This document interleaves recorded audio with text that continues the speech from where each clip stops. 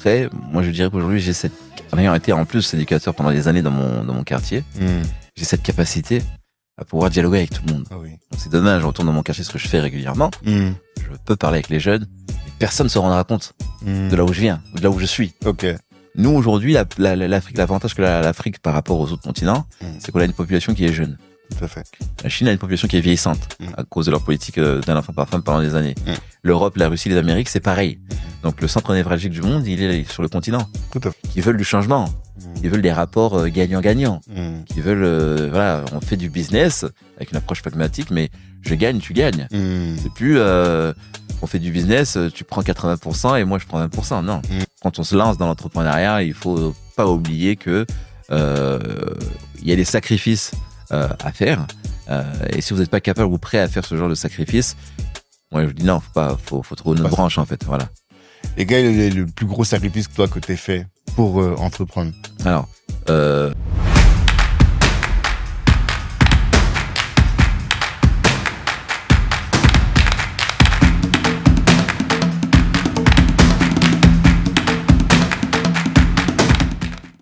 Monsieur Junior Mbouyi, bonjour. Bonjour Tanguy. Ça va? Ça va très bien, merci. Très bien. Je suis content de te recevoir sur Kalimandjaro, le podcast des ambitieux, pour plusieurs raisons. La première, je vais te le dire, c'est que je te connaissais pas. Et en préparant cet épisode, j'ai écouté pas mal de contenu. Et à la fin, je me suis dit, j'avais envie de t'appeler IA Junior. Tu vois? T'as quel âge? Tu peux dire ton âge? J'ai 46 ans. Voilà, donc t'es plus âgé que moi, de 5 ans. Et pourquoi, pour les gens qui connaissent pas, IA en Afrique centrale, au Congo, Centrafrique et dans d'autres pays, c'est ce titre qu'on donne aux grands frères, tu vois. Et pourquoi est-ce que j'avais cette idée-là? C'est parce que quand j'ai vu ton parcours, donc né au Congo, mais venu très jeune en France, et je t'ai entendu dire à plusieurs reprises que tu as grandi dans les quartiers, tu as été éducateur en quartier, et ensuite rentré dans la finance. Et aujourd'hui, tu rayonnes sur un certain nombre de pays, mais beaucoup sur le Congo, en tout cas ton pays d'origine. Je me suis dit que pour beaucoup de jeunes de la diaspora, finalement, c'est le parcours qu'on aimerait faire, tu vois. Venu d'Afrique, moi en tout cas, c'est je suis venu, j'étais tout petit, beaucoup plus jeune que toi, mais tout petit quand même. Étudier en France, rentrer dans le domaine professionnel et la prochaine étape, en tout cas celle qu'on veut, c'est l'Afrique. Et c'est en ça que je me suis dit, là on a un grand frère qui a fait le trajet et ça va être agréable de discuter, en tout cas instructif, je pense, de discuter avec toi pour rentrer un peu dans ce parcours, comprendre ton parcours, comprendre les leviers qui t'ont amené à te dépasser pour atteindre la condition qu'est la tienne aujourd'hui. Ça, c'est le premier aspect sur lequel je trouvais que c'était intéressant qu'on discute. Et le second, c'est par rapport à ce que tu as fait en termes de réalisation. Comme je pense que tu as dû voir les posts sur LinkedIn où je disais qu'on n'a pas beaucoup d'entrepreneurs de la diaspora ou de la communauté qui font plus de 15 millions d'euros de CA. Toi, aujourd'hui, avec GPG Partners, c'est ça? GPG Consulting Partners. Tu fais 17 millions d'euros de chiffre d'affaires, plus de 160 salariés, installés sur 4 pays, en tout cas sur 4 continents plutôt, ou 4 pays? On est sur 12 pays. 12 pays, ouais. On couvre globalement en fait tous les continents. Tous les continents. Donc bon, il y a quand même une réalisation qui est intéressante et j'ai envie de comprendre, de connaître et d'aller un peu creuser de manière un peu profonde dans ta personnalité et dans ton parcours pour nous inspirer véritablement, et nous dire que c'est possible et voilà comment on fait. La première question que je pose à tous mes invités, c'est celle de l'ambition. Donc le Kalimandjaro, pour nous, c'est cette montagne qu'on souhaite tous gravir avec un point culminant. La question qu'on se demande, c'est dans ta position à toi, quel est ce Kalimandjaro, quelle est cette montagne-là que tu souhaites gravir et quel est ce point culminant que tu souhaites atteindre? Alors, c'est une question qui est vaste. Et comment moi je peux te répondre à ça? Je suis né en RDC, arrivé en France très jeune, donc à l'âge de 5 ans. Et donc j'ai grandi dans un quartier. Un quartier du Bois-l'Abbé à Champigny-sur-Marne, qui sont vraiment mes racines. Et je pense que sans être passé par là, je ne serais pas arrivé là où je suis aujourd'hui. Et donc, le chemin a été, bien entendu, parsemé d'embûches, comme pour tout le monde. Mais ça a créé en moi de la résilience. Okay. C'est-à-dire de force à toute épreuve. On a des épreuves, il faut qu'on se relève automatiquement tout le temps. Et aujourd'hui, avec mon expérience professionnelle, ce que je peux te dire, c'est que naturellement, en fait, ça n'a pas été quelque chose qui a été forcé. J'ai eu un besoin, un désir, un souhait de retourner sur le continent et en Afrique. Donc, moi, je suis du secteur bancaire et financier, comme tu le sais, et je considère en fait que avec une Afrique qui est en train de se développer, parce que l'Afrique, ça va être demain la première démographie mondiale avec 2 milliards d'individus à horizon 25 ans. L'Afrique, ça reste quand même la première superficie mondiale, même si les globes ne le montrent pas. Tout à fait. Donc l'Afrique, c'est 30 millions de kilomètres carrés. Quand vous avez les États-Unis qui font 10 millions à peu près, l'Europe 9 millions et la Chine 10 millions. Donc on voit que déjà que les trois réunis, c'est la taille de l'Afrique. Donc il y a un vrai potentiel. Et donc je me dis, par rapport à mon secteur, comment je peux contribuer au développement du continent?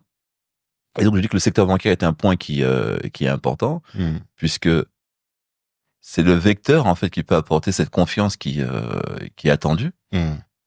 Parce que l'Afrique, si l'Afrique se développe demain, ça va être quelque chose. Donc, quand on a une démographie comme ça qui est croissante, il faut pouvoir donner du travail à tous ces gens. Et comment on fait? Donc, il faut, moi je dirais simplement, il faut créer de l'emploi. Il faut créer les conditions de cette création d'emploi.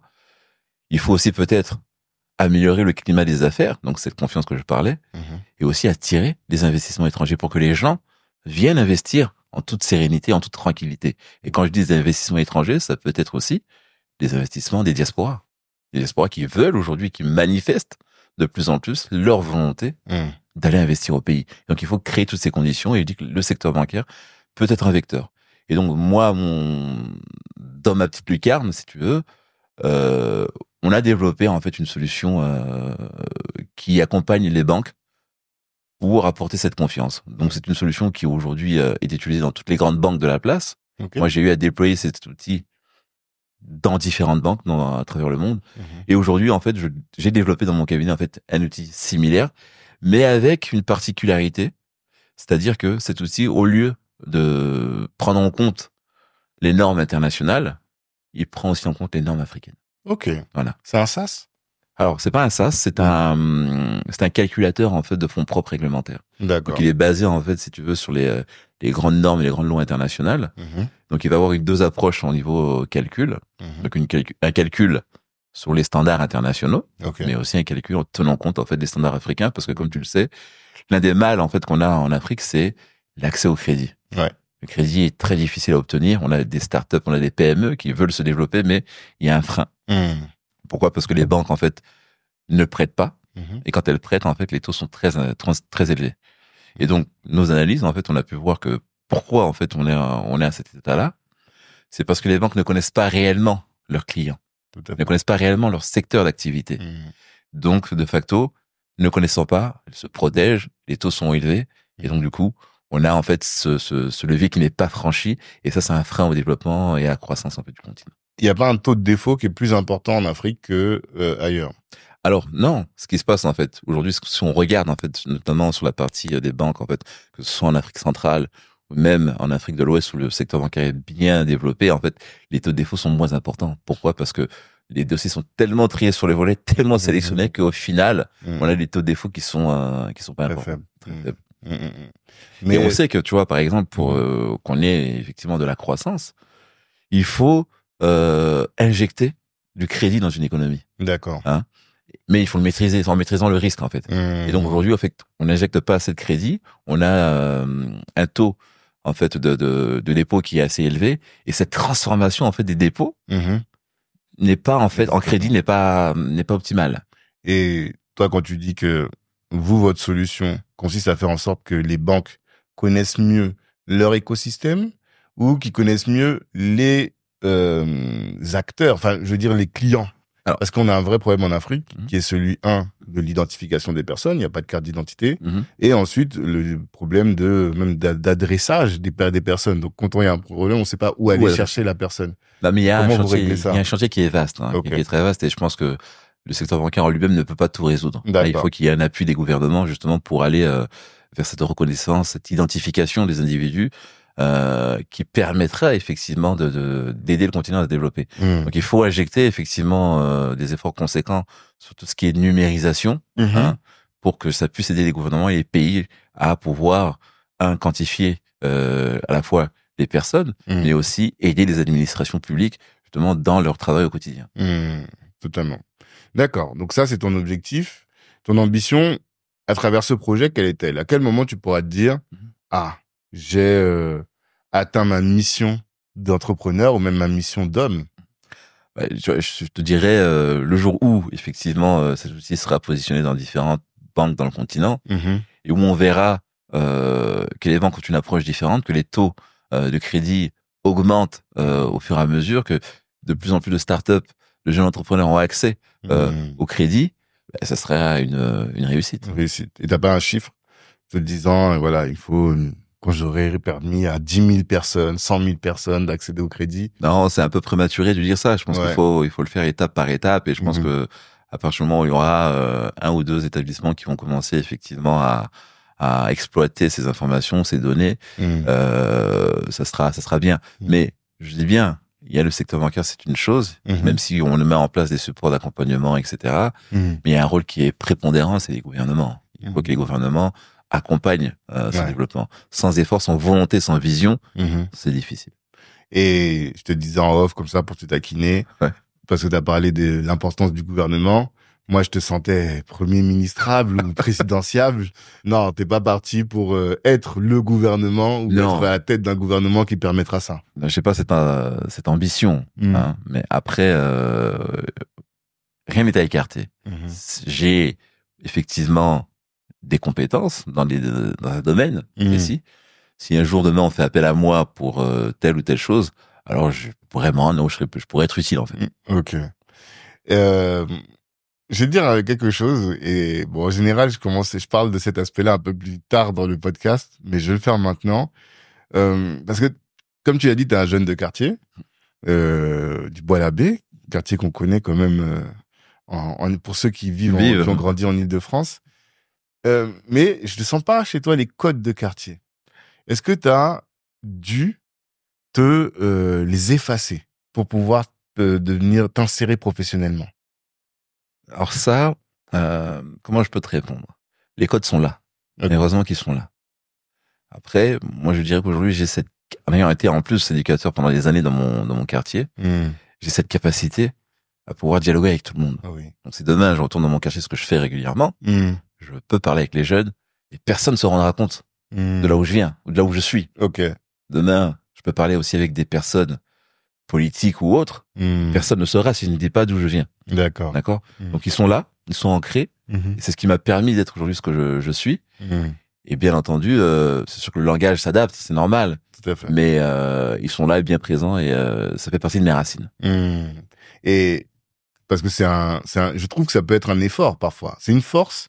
Il y a cette notion de transfuge de classe, tu vois, qui mange un jour du quinoa et un jour aura le gros sac de riz qui ramène de riz brisé même qui ramène à sa maman. Ça, c'est nos réalités à nous aujourd'hui, tu vois. Mais est-ce que ça a été un effort ou bien c'est la vie courante qui t'a amené à faire ça? Quand tu dis un effort, c'est-à-dire un effort de devoir t'adapter à ces nouveaux codes. Et après, je te poserai la question de quels sont ces codes-là. Alors non, moi je considère que non, au contraire. Je dirais que je me nourris en fait de cette richesse à la fois culturelle, sociologique aussi de là où je viens, et qui me permet effectivement de basculer d'un monde à l'autre sans sentir un effort à faire. C'est naturel en fait. D'accord. Vraiment naturel. C'est intéressant parce que et je dirais même si on extrapole en fait entre les gens de la diaspora comme toi, comme moi, quand on est ici. Demain, quand on part sur le continent ou sur le pays, les codes sont différents aussi. Tout à fait. Et donc, il faut pouvoir aussi s'adapter. Voilà, moi quand je vais là-bas, on dit c'est les Mundélé, c'est un blanc. Ouais. Mais donc voilà, donc il y a cette capacité à pouvoir aussi jongler des deux continents, mais aussi ici, moi étant issu d'un quartier et puis dans le monde aujourd'hui auquel j'appartiens et je travaille. Nous devons absolument apprendre à valoriser notre patrimoine. Qui possède des baskets Nike? Qui possède un téléphone Apple? Qui possède un sac de Louis Vuitton? En 2024, une société qui n'est pas malade ne se contente pas de posséder uniquement les produits, mais elle possède aussi des actions. Est-ce que vous savez combien ces boîtes-là ont distribué de dividendes à leurs actionnaires? Nike, 2 milliards. LVMH, 7 milliards. Apple, 15 milliards. Continuer dans ce sens, consommer sans avoir des actions, c'est jeter son argent par les fenêtres. Et ça, c'est ce que vous apprend la Nekao School. Que vous soyez confirmé ou débutant, vous allez acquérir les connaissances pour avoir une épargne solide et pour faire quelque chose qui est fondamental, c'est-à-dire valoriser son patrimoine à travers 4 piliers. 1. Optimisation de tes finances. 2. Apprentissage du mode de fonctionnement des marchés financiers. 3. Compréhension de l'écosystème crypto. Et enfin, tout ce qui est lié à l'immobilier. Vous avez de la chance, vous êtes dans l'écosystème, vous êtes un auditeur du podcast Kalimandjaro. Vous avez, grâce à nous, une réduction de 10% sur la Nekao School. N'attendez plus, cliquez en commentaire et passez à un autre step, qui est celui de la valorisation du patrimoine. La communauté en a besoin. Oui, et donc tu sens pas que l'identité quartier est une tare ou est un frein pour exceller et pour s'insérer, s'épanouir dans le monde corporate, finalement? Alors, pour moi, ça a été plutôt un défi. Ok. Si tu veux, je me rappelle quand j'étais, par exemple, à la fac, Mhm. donc j'avais un professeur de sociologie, je crois, et qui nous donnait des statistiques, en fait, sur les évolutions de carrière des individus, Mhm. selon leur catégorie socio-professionnelle et selon l'origine, Mhm. à la fois sociologique, des parents. D'accord. Et il y a un chiffre, moi, qui m'avait frappé. Et donc, il dit, voilà, les enfants issus de tel milieu, de parents cadres, ils ont peut-être 80% de chances de réussir et de s'insérer dans la vie professionnelle que des enfants issus de banlieues dont les parents sont ouvriers. Et le chiffre était peut-être de 1 ou 2%. Et là, moi, je me suis regardé à l'époque, je dis, ah oui, c'est une réalité. Et je me suis toujours dit, je veux faire partie de cette minorité. Je veux pouvoir participer et contribuer à l'augmentation de ce taux, en fait, qui est très bas, parce que pour moi, j'ai vu dans mon quartier des gens qui avaient tellement de talent, que ce soit intellectuels, sportifs ou autres. Certains s'en sont sortis. Moi, par exemple, je suis de la génération, et j'ai fréquenté des gens comme Jamel Belmadi. Ok. C'était un ami à moi, qui a été le sélectionneur de l'équipe d'Algérie. Donc, on jouait au foot ensemble, là, à l'époque, à Sucy-en-Brie. Ok. Hein. Surya Bonali, la patineuse de Champigny. Qu'on connaît très Tony bien. Yoka qui est de Champigny aussi. Tony Yoka? Ouais, Ok. de Champigny aussi. Donc il y a pas mal effectivement de gens qui ont du talent dans les quartiers. Certains s'en sortent parce qu'à un moment donné, il y a un petit déclic qui se passe ou un événement, mais malheureusement, il y en a beaucoup aussi qui sont délaissés et qui se laissent aller. Et c'est pour ça que je pense que à mon niveau personnel, moi je l'ai plutôt utilisé comme étant un levier, un défi pour pouvoir justement essayer de me surpasser. Et j'ajoute même en termes de statistiques, tu as parlé des 80%. C'est l'OCDE qui dit que il faut normalement 6 générations pour qu'un enfant issu d'une famille pauvre, je crois, puisse atteindre le niveau de cadre. Donc toi, tu le fais en une génération. À quoi est-ce que tu attribues cette ascension et ce bond là dans les comment on appelle ça, dans les classes sociales? Je dirais le point déterminant, c'est l'éducation. Okay. L'éducation que j'ai reçue par ma famille. Tu sais, nous, on est issus de familles africaines avec une éducation assez stricte. Hein. Donc, tu viens d'un quartier, je pense que si tes parents ne t'inculquent pas les valeurs et une éducation stricte, déjà, ça va être difficile. Donc, la base, c'est l'éducation. Et c'est pour ça que je dis aussi que pour l'Afrique et pour le continent, l'éducation est un élément moteur. Hein. Donc, moi, il y a mon éducation. Il y a, après, les valeurs que j'ai reçues par ma famille. Et puis, il y a le milieu que j'ai eu à fréquenter, qui a fait que j'ai pu, en fait, m'extirper, en fait, de ce milieu. On va s'arrêter sur les 3 points. Éducation, valeur, milieu. Éducation. Est-ce que, par exemple, tu aurais pu connaître le succès que tu as connu aujourd'hui, ou en tout cas la réussite, sans faire d'études? Je pense que ça, c'est lié après à la personnalité de chacun. Moi, j'ai toujours été quelqu'un d'assez débrouillard. Ok. Et d'ailleurs, dans le début de ma scolarité, j'ai pas forcément été un élève modèle, on va dire. Hein. Mais j'avais toujours eu ce sens des affaires. sens de faire du business, entre guillemets. D'accord. Donc, dans mon quartier, typiquement, j'ai acheté des pulls, des marchandises que je revendais. Donc, j'ai toujours eu ce côté, cet attrait, en fait, pour le monde des affaires depuis toujours. Et je savais que quelque part, un jour, je serais entrepreneur. Hein. Et d'ailleurs, quand j'ai démarré ma carrière professionnelle, tout de suite, j'ai su qu'il fallait que j'acquière, en fait, les bons codes dans un premier temps, parce que je suis passé par les Big Four, en fait, des grands cabinets de conseil. Ouais. Et je savais que dès le départ, à un moment donné, je montrais une structure. Ok.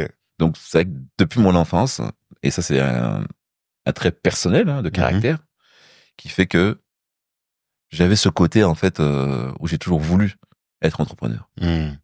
Mais quand tu parles d'éducation, il n'est pas nécessaire d'être éduqué, c'est-à-dire de faire les écoles pour devenir entrepreneur. Aujourd'hui, je dirais que non. Toi, tu as fait un choix. Tu as choisi de faire la finance. Pourquoi être passé par là pour aller dans l'entrepreneuriat? Tu aurais pu continuer à vendre des pulls et les vendre des t-shirts et les vendre à plus grosse ampleur. Oui, bien sûr. Après, ce que je dis, c'est que tout dépend, en fait, de là où on pose le curseur et les ambitions qu'on a. Et après, je dirais que les circonstances aussi de la vie, les opportunités que l'on peut avoir au fur et à mesure qu'on avance, te permettent de dire, voilà, j'avais une affaire, un petit négoce à petite échelle, et je décide de l'agrandir. Et là, effectivement, à ce stade-là, le socle éducatif, les bases, en fait, que j'ai eues, te permettent plus facilement, en fait, d'y arriver.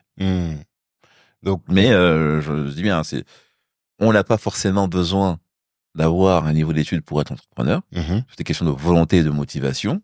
Mais c'est sûr que avoir un bagage, c'est toujours un plus. Et la finance que t'as étudiée, est-ce que t'es rentré dans la finance en te disant que t'allais ouvrir un cabinet, ou tu t'es dit je vais faire de la finance de haut marché, de haut niveau, et après peut-être je vais faire ma carrière et si j'ai une opportunité, je verrai quoi. Non, je suis rentré dans la finance, je dirais pas par hasard, mais en fait à la base j'ai fait des études en commerce et affaires internationales. Ok. Donc il y avait déjà aussi un attrait sur les aspects banque, crédit, documentaire, export, etc. Et puis dans le quartier, à un moment donné, donc j'ai un bac plus 6, d'accord. Okay. Je vois que je cherche du travail et je ne trouve pas. J'envoie je ne sais combien de CV. Donc c'est le schéma classique que tous les jeunes de banlieue ont. Pas de réponse, rien du tout. Et un jour, par hasard, donc je suis dans une bibliothèque et je tombe sur une revue que je suis en train de feuilleter. Et cette revue, en fait, te donnait en fait les statistiques de recrutement des grosses entreprises du CAC 40. Et donc là, je vois en rang numéro 1, ce sont les grandes écoles d'ingénieurs. En rang numéro 2, les grandes écoles de commerce. En rang numéro 3, des universités comme Paris-Dauphine ou Sorbonne. Les grandes universités. Et en dernier lieu, tout le reste. Et je me dis, mais j'ai peut-être loupé quelque chose. Personne ne m'a informé. Personne ne m'a informé. Qu'est-ce qui se passe? Et pour te donner une petite anecdote, donc quand j'ai terminé ma maîtrise, parce que j'ai fait 2 maîtrises en fait. Et après ma deuxième maîtrise, donc je passe un concours pour faire un master en management des affaires internationales. Qui était l'IEP. Je suis admis. Entrée sur concours. Je suis admis. Et donc, en parallèle, j'avais candidaté pour une grande école de commerce à côté. D'accord. Admis aussi. Et donc là, je me dis, mais bon, l'IEP, c'est pas cher. L'autre, c'est beaucoup plus cher, donc ça va être mieux. Et plus reconnu. Et j'ai fait le choix d'aller sur l'école de commerce beaucoup plus chère et plus reconnue. Alors que j'avais été admis à l'IEP, qui est quand même Sciences Po, finalement. Quelque part. Mais ce manque d'informations que ne te donne pas, le système éducatif quand tu es issu de banlieue, fait que des fois, tu peux être perdu. Après, IEP, c'est pas tant pour les affaires, même si récemment, ils ont ouvert un département d'affaires. Là, je te parle de ça il y a 20 ans. Voilà, à l'époque, c'était vraiment politique. Là, tu serais devenu un vrai politicien, pour le coup. Non, mais c'est pour te dire, la symbolique, tu vois. Donc, alors, je regrette pas le parcours que j'ai eu, parce que j'ai eu un parcours universitaire. Puis après, donc, j'ai fait effectivement 2 maîtrises, un DESS et une école de commerce avec un billet. Mais j'aurais pu changer des choses, en fait, avec plus d'informations. Et plus, peut-être, axer mon parcours vers les métiers que j'aurais voulu faire. Et plus tôt, finalement. Et plus tôt, finalement. T'aurais pas eu à Donc, j'ai un peu circuler comme ça. pas tâtonné, mais voilà. Donc, j'ai eu à faire, par exemple, de maîtrise dans différentes branches avant de faire le DESS et le MBA. Peut-être qu'avec plus d'informations, j'aurais peut-être été plus droit, plus direct, en fait. Et ça, je pense que c'est quelque chose qui a manqué. Et qu'est-ce que tes études t'ont apporté dans ta vie d'entrepreneur aujourd'hui, au-delà de la compétence métier? Parce que j'imagine, je me dis que tu peux pas devenir un expert dans la finance si t'as pas été formé pour. Mais au-delà de ça, qu'est-ce que les études t'ont apporté? Alors moi, j'avais fait le choix depuis très jeune, donc après le bac en fait, de faire des études internationales. Et donc je pense que j'ai eu un cursus en fait qui m'a ouvert au monde en fait. Tu vois, j'ai fait par exemple après mon bac, j'ai fait un BTS commerce international. Et ça m'a emmené en fait à aller bouger un peu à l'étranger. D'accord. J'étais en Espagne, en Amérique latine, etc. Et tout de suite une ouverture au monde. Et donc en fait toutes les études qui ont suivi derrière ont toujours en fait ce côté international. Et d'ailleurs si je fais un retour en arrière, qu'aujourd'hui j'ai une entreprise qui est déployée dans plusieurs pays du monde, finalement c'est pas choquant en fait, parce que j'ai toujours cette ouverture d'esprit internationale, d'aller voir, découvrir d'autres cultures. Et d'ailleurs les étudiants qui étaient avec moi dans ma scolarité, des étudiants qui venaient du monde entier en fait. Donc finalement très tôt, mon réseau a été ouvert. Donc en parlant l'anglais, le chinois, l'espagnol, plein de langues en fait. Donc du coup tu vois cette sensibilité au monde extérieur, comment sociologiquement les gens sont, quelles sont les forces et faiblesses qu'il y a dans chacune de leurs cultures aussi. Et ça en fait ça m'a toujours attiré, et qui fait qu'aujourd'hui d'un point de vue professionnel, j'ai pu bénéficier en fait de cette ouverture. D'accord. Donc ça c'est sur la partie scolarité. Deuxième sujet sont les valeurs. Quelles sont les valeurs là que tes parents t'ont transmises, et je pense que c'est des parents dont tu parlais, qui t'ont transmises et qui ont fait de toi ce que tu es aujourd'hui? Première des valeurs, ça a été le respect. Le respect des aînés, comme tu sais. Donc tu sais, voilà, moi je fais partie, j'estime, d'une génération où nos parents, à tort ou à raison, pouvaient te crier dessus, etc. Jamais tu répondras. Quand je dis parents, ça peut être un oncle, ça peut être un tante, ça peut être un aîné, même un aîné du quartier. Jamais tu répondras, parce que tu as ce respect vers l'aîné. Parce qu'aujourd'hui, on ne retrouve pas aujourd'hui. Aujourd'hui, les jeunes, t'as beau être un ancien, ces respects sont partis. J'ai aussi été éduqué dans la religion, qui a aussi été des valeurs, des bases en fait, qui ont parfait mon éducation. Et donc quand tu cumules tout ça avec une éducation familiale certes stricte, avec des valeurs religieuses, avec des valeurs de respect, font qu'aujourd'hui tu es la personne que tu es. Et ces valeurs, c'est ce que j'essaie de transmettre aussi à mes enfants. Mais en quoi ça fait de toi un meilleur entrepreneur? C'est ça un peu la question que je me pose. Alors ça, je pense que c'est décorrélé. C'est décorrélé. Et ce que je te dirais, c'est plutôt l'ambition en fait. L'ambition et la volonté personnelle de vouloir se surpasser. Tu sais, quand tu viens d'un quartier où dès le départ, on dit que tu es condamné entre guillemets, tu veux prouver que non. Finalement, tu peux venir d'un quartier, tu peux venir d'un milieu modeste. C'est pas pour autant que tu vas être condamné. Tu peux aussi y arriver. Et donc, j'ai toujours eu cette volonté en fait à casser les codes, casser les lignes, et démontrer que avec de la résilience, avec du travail, de la persévérance, on peut y arriver. Ça, c'est ces valeurs, mais ça, c'est pas que tes parents t'ont transmis. Parce que quand mon père nous dit toujours, par exemple, je veux que vous me dépassiez en tout. Voilà. D'accord. Et donc, il y a aussi ce côté de montrer aux parents que ce que vous nous avez transmis, les messages que vous nous avez donnés, eh bien, quelque part, c'est pas passé dans l'oreille d'un sourd. Donc, il y a aussi ce côté de répondre aussi aux attentes des parents. Parce que je me doutais que le père avait une vision assez particulière.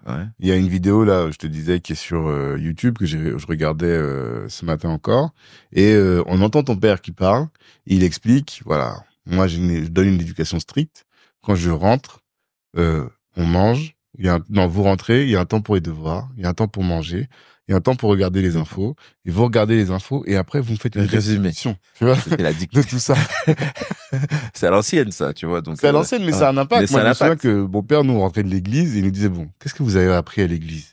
Et maintenant, et une fois qu'on disait, qu'on commençait à challenger ce qu'a dit le pasteur, est-ce que le pasteur il avait raison de dire ça? Et je me dis, quand il nous enseignait ça quand on était petit, aujourd'hui, ça fait qu'on n'est pas des moutons à l'église. Et tu vois? Donc, voilà. Comment est-ce que... voilà, il nous a toujours appris à avoir un esprit cartésien, en fait.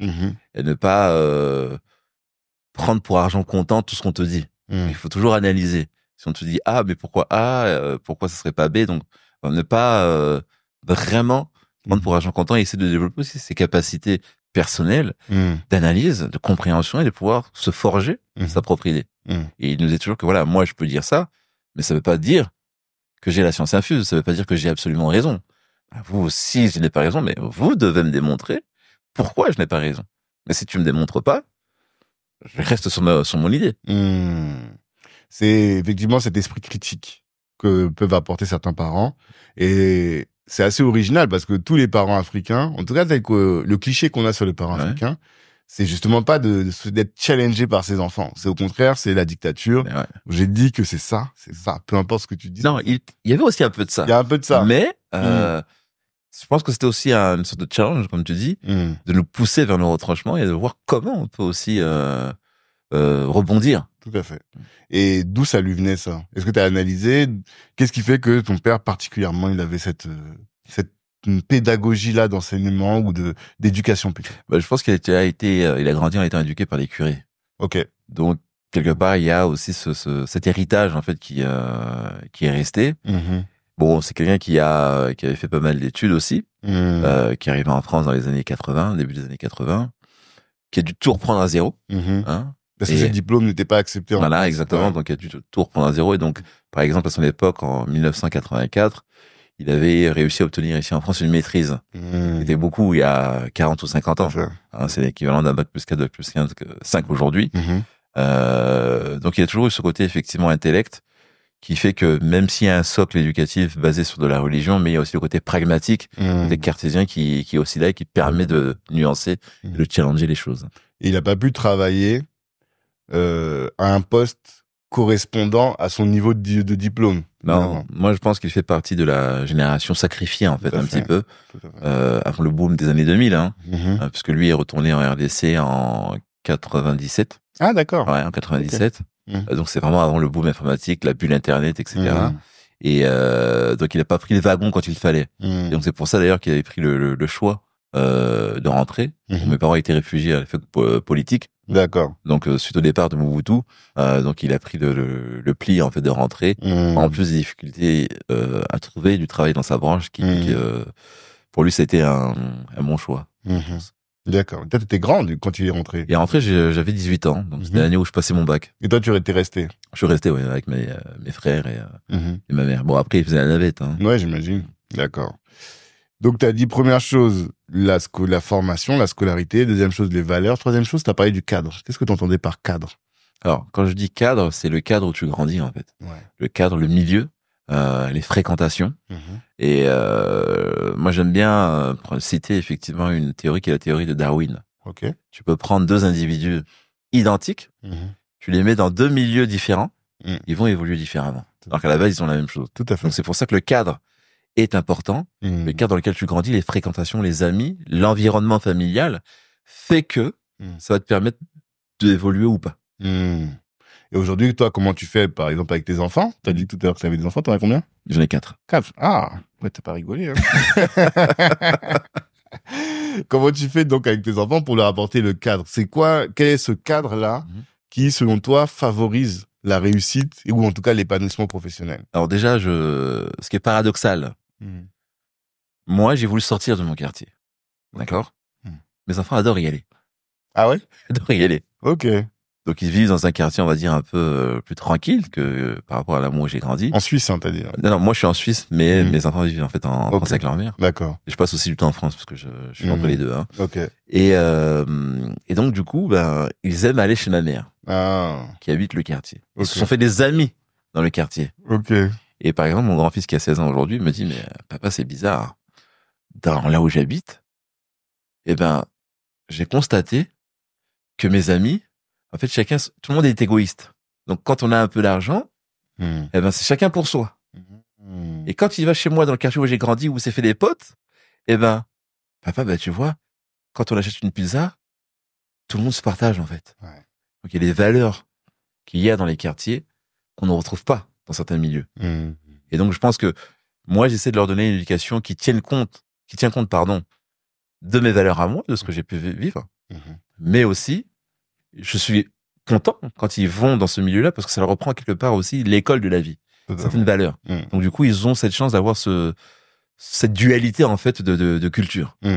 Et qui font que peut-être demain, ils sont un peu comme toi, à l'aise à évoluer dans les deux environnements. Exactement. Alors, j'ai par exemple leur maman qui est toujours un peu effrayée. Mais non, ils vont la champignon au bois la baie. Arrête, tu te calmes. Dans les quartiers, il y a des choses, il y a des codes, et les enfants, on touche pas. On sait, hein. Ok, il y a d'autres choses qui se passent, mais les enfants, les mamans, comme tu sais, on touche pas. Tout à fait. Et si on parle des codes, on a beaucoup parlé des codes. Je pense que dans cet épisode, on va beaucoup parler de codes. Quels sont les codes, selon toi, que tu as acquis dans la finance? Au-delà des codes vestimentaires, parce que je me rends compte à chaque fois que je te vois, là, j'ai vu comment t'es habillé aujourd'hui, je te vois sur les plateaux, il y a toujours une veste, toujours, voilà. Mais ça, donc, c'est un code particulier. Ce sont des codes particuliers, les couleurs, la veste et tout. Mais quels sont les autres codes que tu te dis, voilà, il faut que mes jeunes frères, là, qui veulent s'insérer professionnellement, voilà, il faudrait que vous acquériez ces codes-là. Quels sont-ils? Bah, je dirais, tu vois, on a cette particularité ou cette richesse, qu'on peut dire, d'avoir une couleur qui, dès le départ, en fait, te met pas dans les meilleures positions. Hein, moi, je trouve. Hein. Et moi, si je peux donner un conseil à nos jeunes frères, c'est d'essayer effectivement de soigner leur présentation et notre apparence, en fait, quand on veut se hisser dans le milieu professionnel. Parce que, certes, la vie ne fait pas le moine, mais la première chose qu'on va regarder, c'est ton code vestimentaire, comment tu es. Moi, j'ai reçu il y a quelque temps un jeune de la communauté qui cherchait à faire un stage chez nous, et il est venu, basket, jean déchiré, etc. Je l'ai reçu, hein, sans problème. Mais après, je me tenais de lui dire, sur l'entretien, sur la partie professionnelle, très bien, j'ai rien à te dire. Mais c'est parce que moi, je te connais, on est de la communauté. Mais sache que si tu aurais été chez un autre employeur, peut-être que ça aurait été une fin de non-recevoir. Ouais. Donc, il y a des efforts à faire, et c'est un passage obligé, je pense. Et même sur le langage, est-ce que tu te formes? Est-ce que tu lis des livres particuliers? Est-ce que tu te fais accompagner? Parce que des fois, je t'entends parler, je me dis, on dirait que j'ai presque l'impression que tu es accompagné par des communicants, quoi. Non? Alors, je vais être en toute franchise. On est en famille. Jusqu'à il y a 3 ans, 4 ans, j'étais pas accompagné. Mais à un moment donné, en fait, si je veux passer des caps, je me dis qu'il faut toujours, il faut se donner les moyens, en fait. Et donc, du coup, j'ai pris le choix de me faire accompagner. D'accord. En prenant des cours d'éloquence, en prenant des cours de coaching là-dessus, pour justement te préparer quand tu as, comme tu le vois, je fais pas mal en ce moment d'interviews, de conférences, et je pense que c'est important de pouvoir être accompagné, d'avoir les codes aussi, comme on parle de codes, pour pouvoir justement répondre aux questions des journalistes ou faire face à des conférences. C'est ça. Donc, tu as fait du média training. Exactement. D'accord. Parce que... Tu sais, même les grands hommes politiques aujourd'hui sont suivis régulièrement dans les médias training, etc. Tout à fait. C'est absolument nécessaire.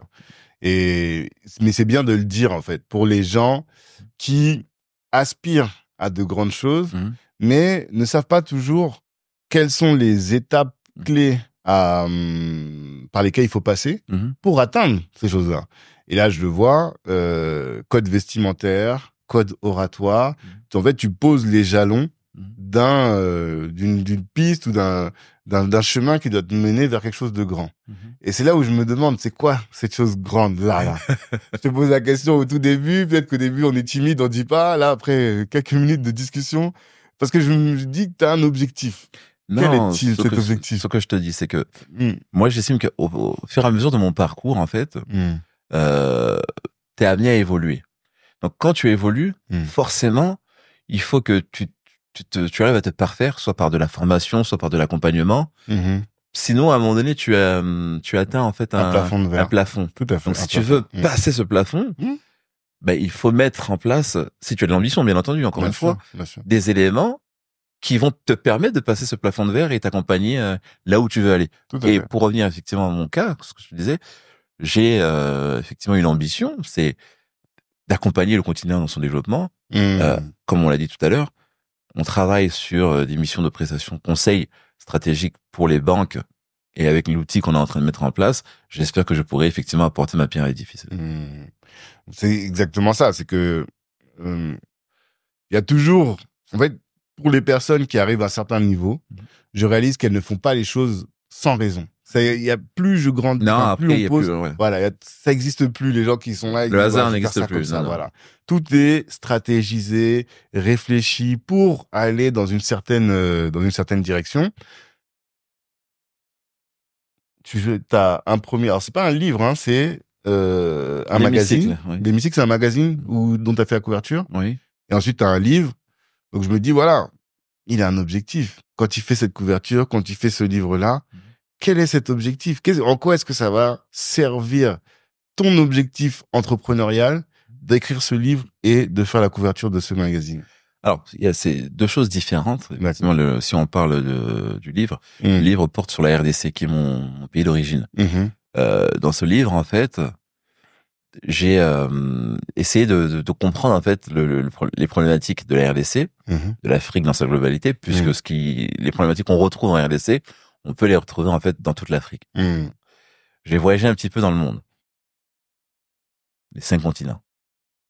J'ai vu des pays en Asie, notamment du Sud-Est, où j'ai même vécu, qui n'ont pas les ressources et les richesses de nos pays africains, mais qui se sont développés. On voit des gratte-ciel partout. Je dis, mais comment ils ont fait?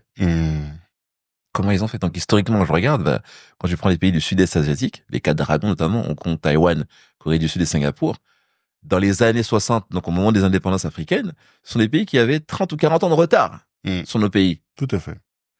Et regarde aujourd'hui. Qu'est-ce qu'ils ont fait? Comment ils sont arrivés? Qu'est-ce qu'ils ont apporté pour arriver là? Et donc, dans ce livre, en fait, je fais un mélange, un mixte, en fait, entre mon expérience personnelle, professionnelle, et les pays que j'ai eu à voyager et à y travailler. Et à partir de là, en fait, j'essaie de dresser, en fait, un bilan singulier en proposant des pistes de réflexion sur qu'est-ce qui pourrait être fait en RDC et en Afrique pour arriver, en fait, à un développement optimal. Et bon, pour avoir écouté quelques interviews, j'ai bien compris que toi, le sujet fondamental, l'un des piliers de cette nouvelle, en tout cas de cette vision pour le Congo et pour le reste de l'Afrique, c'est l'éducation. Quel type d'éducation? Quelle singularité, justement, aurait une éducation selon Junior Mbouyi? Alors, l'éducation est la base. Tu sais qu'aujourd'hui, tu peux pas avoir un grand développement, un grand pays, un grand continent sans un socle éducatif qui soit robuste.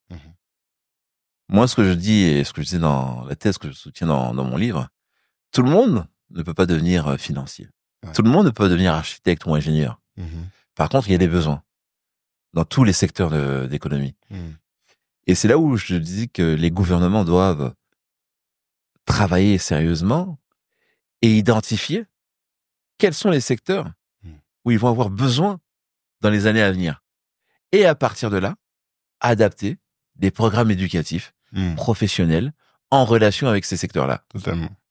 Totalement. Tu prends par exemple le cas d'un pays comme le Canada, qui fonctionne beaucoup par de la statistique et qui analyse en fait ses besoins en immigration pour les années à venir au regard des postes de travail qu'ils vont avoir besoin.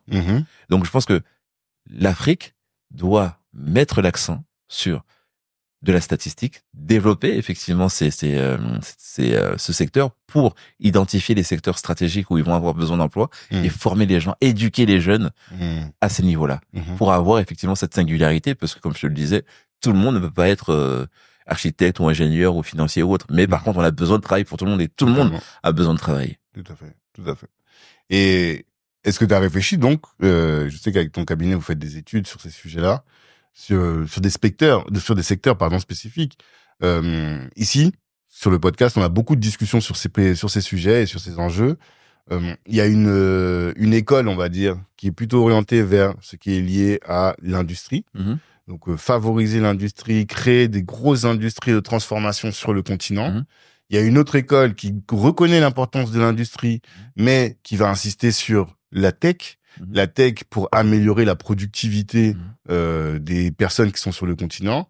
Et dans la tech, il y en a certains même qui vont aller sur des sujets encore plus spécifiques, comme nous en Centrafrique, sur le sujet lié à l'intelligence artificielle, au Bitcoin, aux crypto-monnaies et autres, en considérant que on a raté la révolution numérique.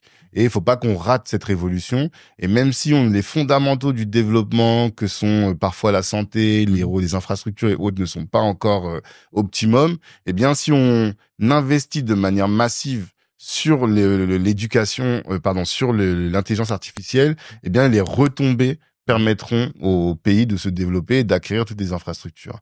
Est-ce que vous, c'est quelque chose au niveau de ton cabinet sur lequel vous avez réfléchi? Est-ce que vous avez un axe et une thèse que vous défendez plus qu'une autre? Non, alors moi, mon cabinet est spécialisé en stratégie sur les domaines de la finance. D'accord.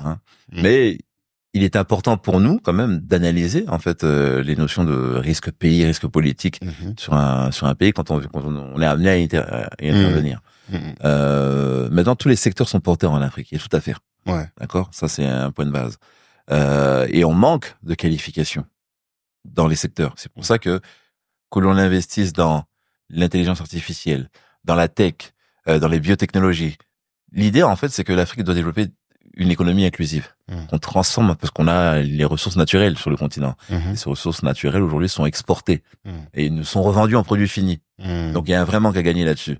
Donc on doit développer l'économie inclusive. On doit faire en sorte que les entreprises qui viennent investir sur le continent font cet échange de procédés entre transfert de compétences à nos jeunes en local pour justement qu'on puisse s'améliorer et atteindre notre niveau d'autosuffisance. Quand tu prends le modèle de la Chine, il y a peut-être 40 ou 50 ans, une entreprise étrangère qui venait s'y installer était obligée de le faire sous forme de partenariat, en joint venture. Donc ce sont des modèles peut-être qu'il faut regarder, il faut s'inspirer. Et aujourd'hui, on voit que la Chine n'a plus besoin de personnes, puisqu'elle fabrique ces industries de pointe qui sont performantes, l'automobile, même les fusées, l'aéronautique, etc. Donc, nous, aujourd'hui, l'Afrique, l'avantage que l'Afrique par rapport aux autres continents, c'est qu'on a une population qui est jeune. Tout à fait. La Chine a une population qui est vieillissante à cause de leur politique d'un enfant par femme pendant des années. L'Europe, la Russie, les Amériques, c'est pareil. Donc, le centre névralgique du monde, il est sur le continent. Tout à fait. Donc, on a les ressources naturelles et aujourd'hui, on est dans cette ère du numérique, de l'intelligence artificielle, de la transition énergétique. Donc, tous ces secteurs-là, en fait, ce sont des secteurs qu'il faut développer, qu'il faut accompagner, mais pour cela, il faut avoir une formation adaptée à tout ça. Donc, tu mettrais prioritairement la formation. Sur ces sujets-là. Sur ces sujets-là. Numérique. Stratégique. Ok. Stratégiquement. Ok. D'accord. Et donc, dans le livre, il y a une grosse partie sur l'éducation. Est-ce qu'il y a d'autres sujets que tu mets en avant comme étant des piliers pour le développement, particulièrement du Congo, parce que c'est cette superpuissance? Le Congo est un pays qui est au centre de l'Afrique, dans cette région des Grands Lacs. Et c'est un pays, si il se développe, il va accompagner le développement de la région et de toute l'Afrique, en fait. Mais il y a un point qui est là maintenant depuis 30 ans, c'est la guerre. À l'est du Congo, qui mine les gens et qui a fait des millions de morts et dont on parle peu. Et tu vois d'ailleurs l'une des théories de Cheikh Anta Diop qui dit que pour qu'il y ait du développement, il faut qu'il y ait de la sécurité. Donc aujourd'hui, le Congo, un des freins qui fait que le Congo ne se développe pas, c'est parce que il y a la guerre, il n'y a pas de sécurité. Au-delà, effectivement, des réformes politiques qu'on peut lancer, etc. Mais l'état de guerre, en fait, d'un pays freine considérablement son développement. Tout à fait. Mais pourquoi il y a cette guerre? Alors, il y a effectivement un conflit qui perdure entre le Rwanda, la RDC, l'Ouganda, qui, au travers des milices en fait du M23, sont présentes dans cette région qui est très stratégique pour la RDC, pour le pays, puisqu'on y retrouve toutes les ressources naturelles qui sont nécessaires à l'industrie des batteries automobiles, de nos téléphones, de nos smartphones, avec le cobalt, le coltan. Et donc il y a une mainmise en fait quelque part qui est faite par ces pays qui ont déclaré une sorte de guerre en fait à la RDC, et qui fait que bon, le pays a du mal, parce que si on prend la genèse, donc depuis les années d'indépendance, le Congo a eu effectivement des gouvernances qui n'ont pas forcément été à la hauteur, si on peut dire. Et le paradoxe, c'est que vous avez un pays qui est agressé, et là c'est pas moi qui le dis, il y a des experts des Nations Unies qui ont déterminé, ont défini avec des preuves qu'il y a une inclusion du Rwanda et de pays voisins sur les minerais, pour faire main basse sur les minerais du Congo. Et en même temps, le Congo avait été sous embargo militaire pendant 20 ans. Ouais, donc un pays qui est agressé n'a pas les moyens de se défendre, n'a pas les armes, donc c'est un peu difficile.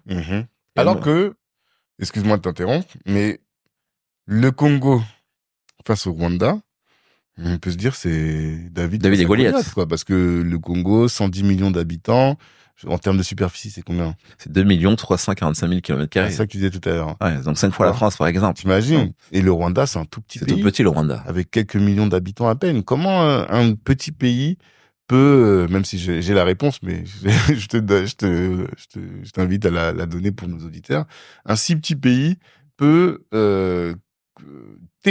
pas terrasser, mais en tout cas déstabiliser un aussi grand autre pays? Il y a 2 volets qu'il faut voir sur cette réponse. Le premier étant est la vision du pays, du chef de l'État. Et l'organisation qui est mise en place au Rwanda. Et secondo, je dirais qu'il y a aussi des soutiens qui accompagnent le Rwanda par rapport à la RDC et ses minerais stratégiques. Donc quand vous avez un pays comme la RDC qui a été dépourvu d'armement pendant une vingtaine d'années, qui a été complètement désorganisé, une armée qui n'était quasiment inexistante, aujourd'hui ce sont les facteurs qui font que la RDC a du mal à répondre en fait à ces attaques. Tout à fait. Donc il lui faut du temps. Il faut qu'il y ait une vraie vision du gouvernement, et comme je dis tout à l'heure, on parlait des postes stratégiques, et donc l'armement, la défense, le militaire doit faire partie d'une des priorités en fait du gouvernement. Et en géopolitique, en fait, celui qui détient les armes fait peur quelque part. Quand on prend le cas de la Corée, ils font des essais bombes atomiques, personne ne les attaque parce qu'ils ont la bombe atomique. Donc c'est un frein, c'est un moyen aussi de ne pas être attaqué. Et donc je pense que pour le Congo, investir dans le militaire serait aussi un moyen de réponse. Au-delà, bien entendu, des discussions sur les accords de paix qui peuvent être trouvés, qu'il faut d'ailleurs privilégier et que j'encourage. Mais en parallèle, il faut que le Congo se dote effectivement d'une armée efficiente. Quand vous avez une population de 110 millions d'habitants et qui à horizon 25 ans passera au double, donc c'est un point qui est indispensable. Ouais, le double, t'imagines? Ouais. Mais alors, il y a deux questions. La première, c'est est-ce que il faut aussi chercher d'autres soutiens? Parce que ils ont un soutien qu'on connaît très bien. Et on est dans un monde qui aujourd'hui est quand même multipolaire. Et si X est soutenu par Y, eh bien Z peut aller chercher aussi un autre pour le soutenir. Ça, c'est le premier sujet. Qu'est-ce que tu réponds à ça? Tu anticipes un peu le thème de mon prochain livre, là. Ah, d'accord, je savais pas du tout, tu vois. Mais ça paraît logique. En fait, si tu veux, aujourd'hui, comme tu le dis, monde multipolaire. Des alliances se créent. Avant, on était sur cette bipolarité Russie, États-Unis. Aujourd'hui, on voit les BRICS qui arrivent. Il y a une émergence, il y a une volonté aussi de certains pays, et notamment les pays africains, à rejoindre les BRICS. Et je pense que, tu vois, j'ai écrit un post avant-hier, je crois, ces BRICS, en fait, où on voit cette volonté, en fait, des États africains à vouloir les rejoindre, c'est parce que quelque part, on recherche une alternative à aux anciennes puissances, en fait, quelque part. Puisque l'Afrique, maintenant depuis 40 ans, voire 50 ans, ne se développe pas. Faut pas se mentir. Donc, l'Afrique a été sous colonie tutelle française, pour la plupart. Tu trouves que l'Afrique se développe pas? Qu'est-ce que tu veux dire par là? Elle n'a pas le développement escompté, en fait. Qu'elle aurait dû avoir, dans le premier terme. Et il y a eu beaucoup d'aide au développement, mais on a vu que ça n'a pas marché, que ça n'a pas contribué au développement du continent, sinon on serait loin. Donc peut-être qu'aujourd'hui, il y a un changement de paradigme qui s'adopte. Il y a une jeunesse africaine aujourd'hui qui est dynamique, qui a accès à l'information, qui sont dynamiques et qui veulent du changement. qui veulent des rapports gagnant-gagnant, qui veulent, voilà, on fait du business avec une approche pragmatique, mais je gagne, tu gagnes. C'est plus, on fait du business, tu prends 80% et moi je prends 20%. Non. Donc, ces changements-là, en fait, font que naturellement, l'Afrique va et essaye de se tourner vers des groupements régionaux comme les BRICS. Ouais. Et dernièrement, comme je le sais, en fait, l'Afrique n'a pas de siège au Conseil de sécurité des Nations Unies. Tout à fait. Ouais. 70 à 80% des discussions qui minent en fait ce Conseil de sécurité, c'est les problématiques africaines. Et aujourd'hui, on soutient juste. En fait, on nous utilise juste pour soutenir des positions des États-Unis, Voilà. de la France. Mais ça, les Africains n'en veulent plus aujourd'hui. Ouais, et les États-Unis, par exemple, soutiennent aujourd'hui la présence de 2 sièges pour l'Afrique au Conseil de sécurité des Nations Unies. Donc, comment on l'interprète? Est-ce que c'est parce que c'est mérité et qu'on sait que c'est normal, ou est-ce que c'est parce que il y a la Chine qui vient qui arrive massivement et qui investit massivement en Afrique? Donc, on va peut-être satisfaire l'Afrique en lui donnant un siège au Conseil, 1 ou 2 sièges au Conseil de sécurité, en tant que membre permanent, pour équilibrer cette balance en fait quelque part. Hein, donc, c'est vraiment un jeu géopolitique, et je pense que aujourd'hui, moi, je peux dire que l'Afrique est dans une position de force de choisir le camp vers lequel où elle peut aller. Tout à fait. Et donc, il ne faut pas qu'elle manque en fait cette étape. Tout à fait. En 10 ans, on a parlé à plus de 1000 entrepreneurs. Et bien souvent, quand vous parlez avec les entrepreneurs, ils pensent tous que leur problème vient du manque de financement. Mais quand on les écoute, quand on écoute leurs problématiques, on comprend très bien que la vérité, la difficulté est ailleurs. Les entrepreneurs se plaignent du manque de cash. Premier trimestre en haut, deuxième trimestre en bas, troisième trimestre en haut. Et ça, c'est un problème de gestion de la trésorerie. Ils se plaignent aussi des relations avec les salariés. Ils ont du mal à transmettre leur savoir à tous leurs employés, ou ils ont du mal à retenir les talents ou à choisir le bon talent pour la bonne tâche. Autre problématique qu'ils rencontrent, c'est cette difficulté qui consiste à savoir quelle décision prendre pour le bien-être de la boîte. Est-ce que j'ouvre cette boutique maintenant? Est-ce que je vais à l'international tout de suite? Quelle est la stratégie pour la pérennité de mon entreprise? Enfin, l'entrepreneur se plaint souvent de la solitude. Quand on est entrepreneur, on ne sait pas à qui on peut parler pour se confier sur les problématiques que l'on rencontre dans sa boîte. Pour tous ces problèmes, nous avons une solution, qui sont les Kali Business Club. Qu'est-ce que c'est?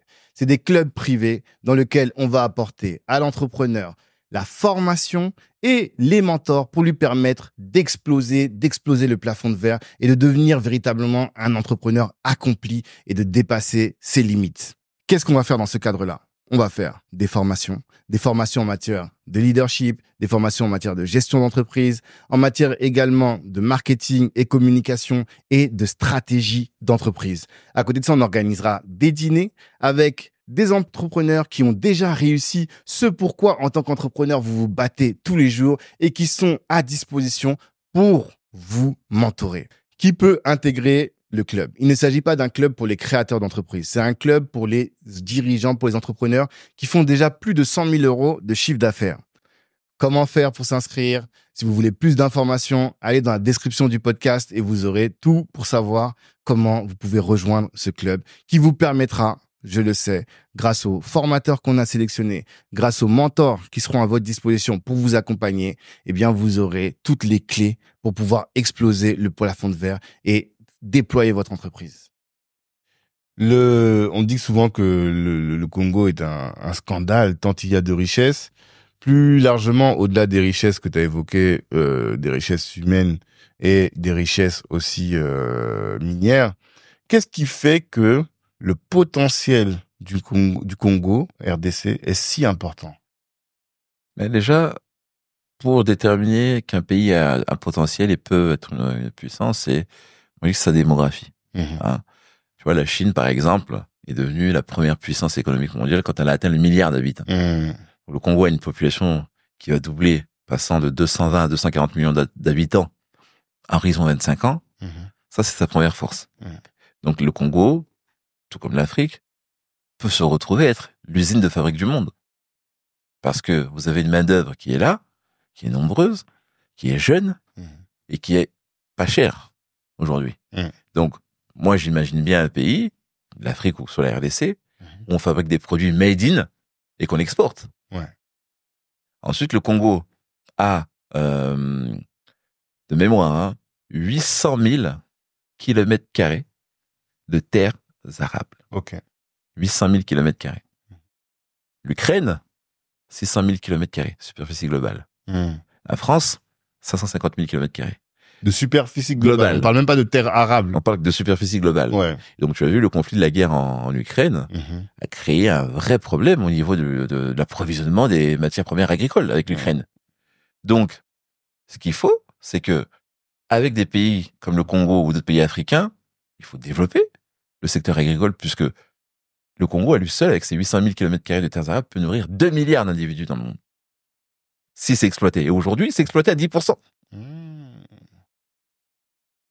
Donc, c'est là aussi, quand je parlais du secteur stratégique où il faut investir, en incluant de l'IA ou de la tech, etc., de la biotech, l'agriculture est un point.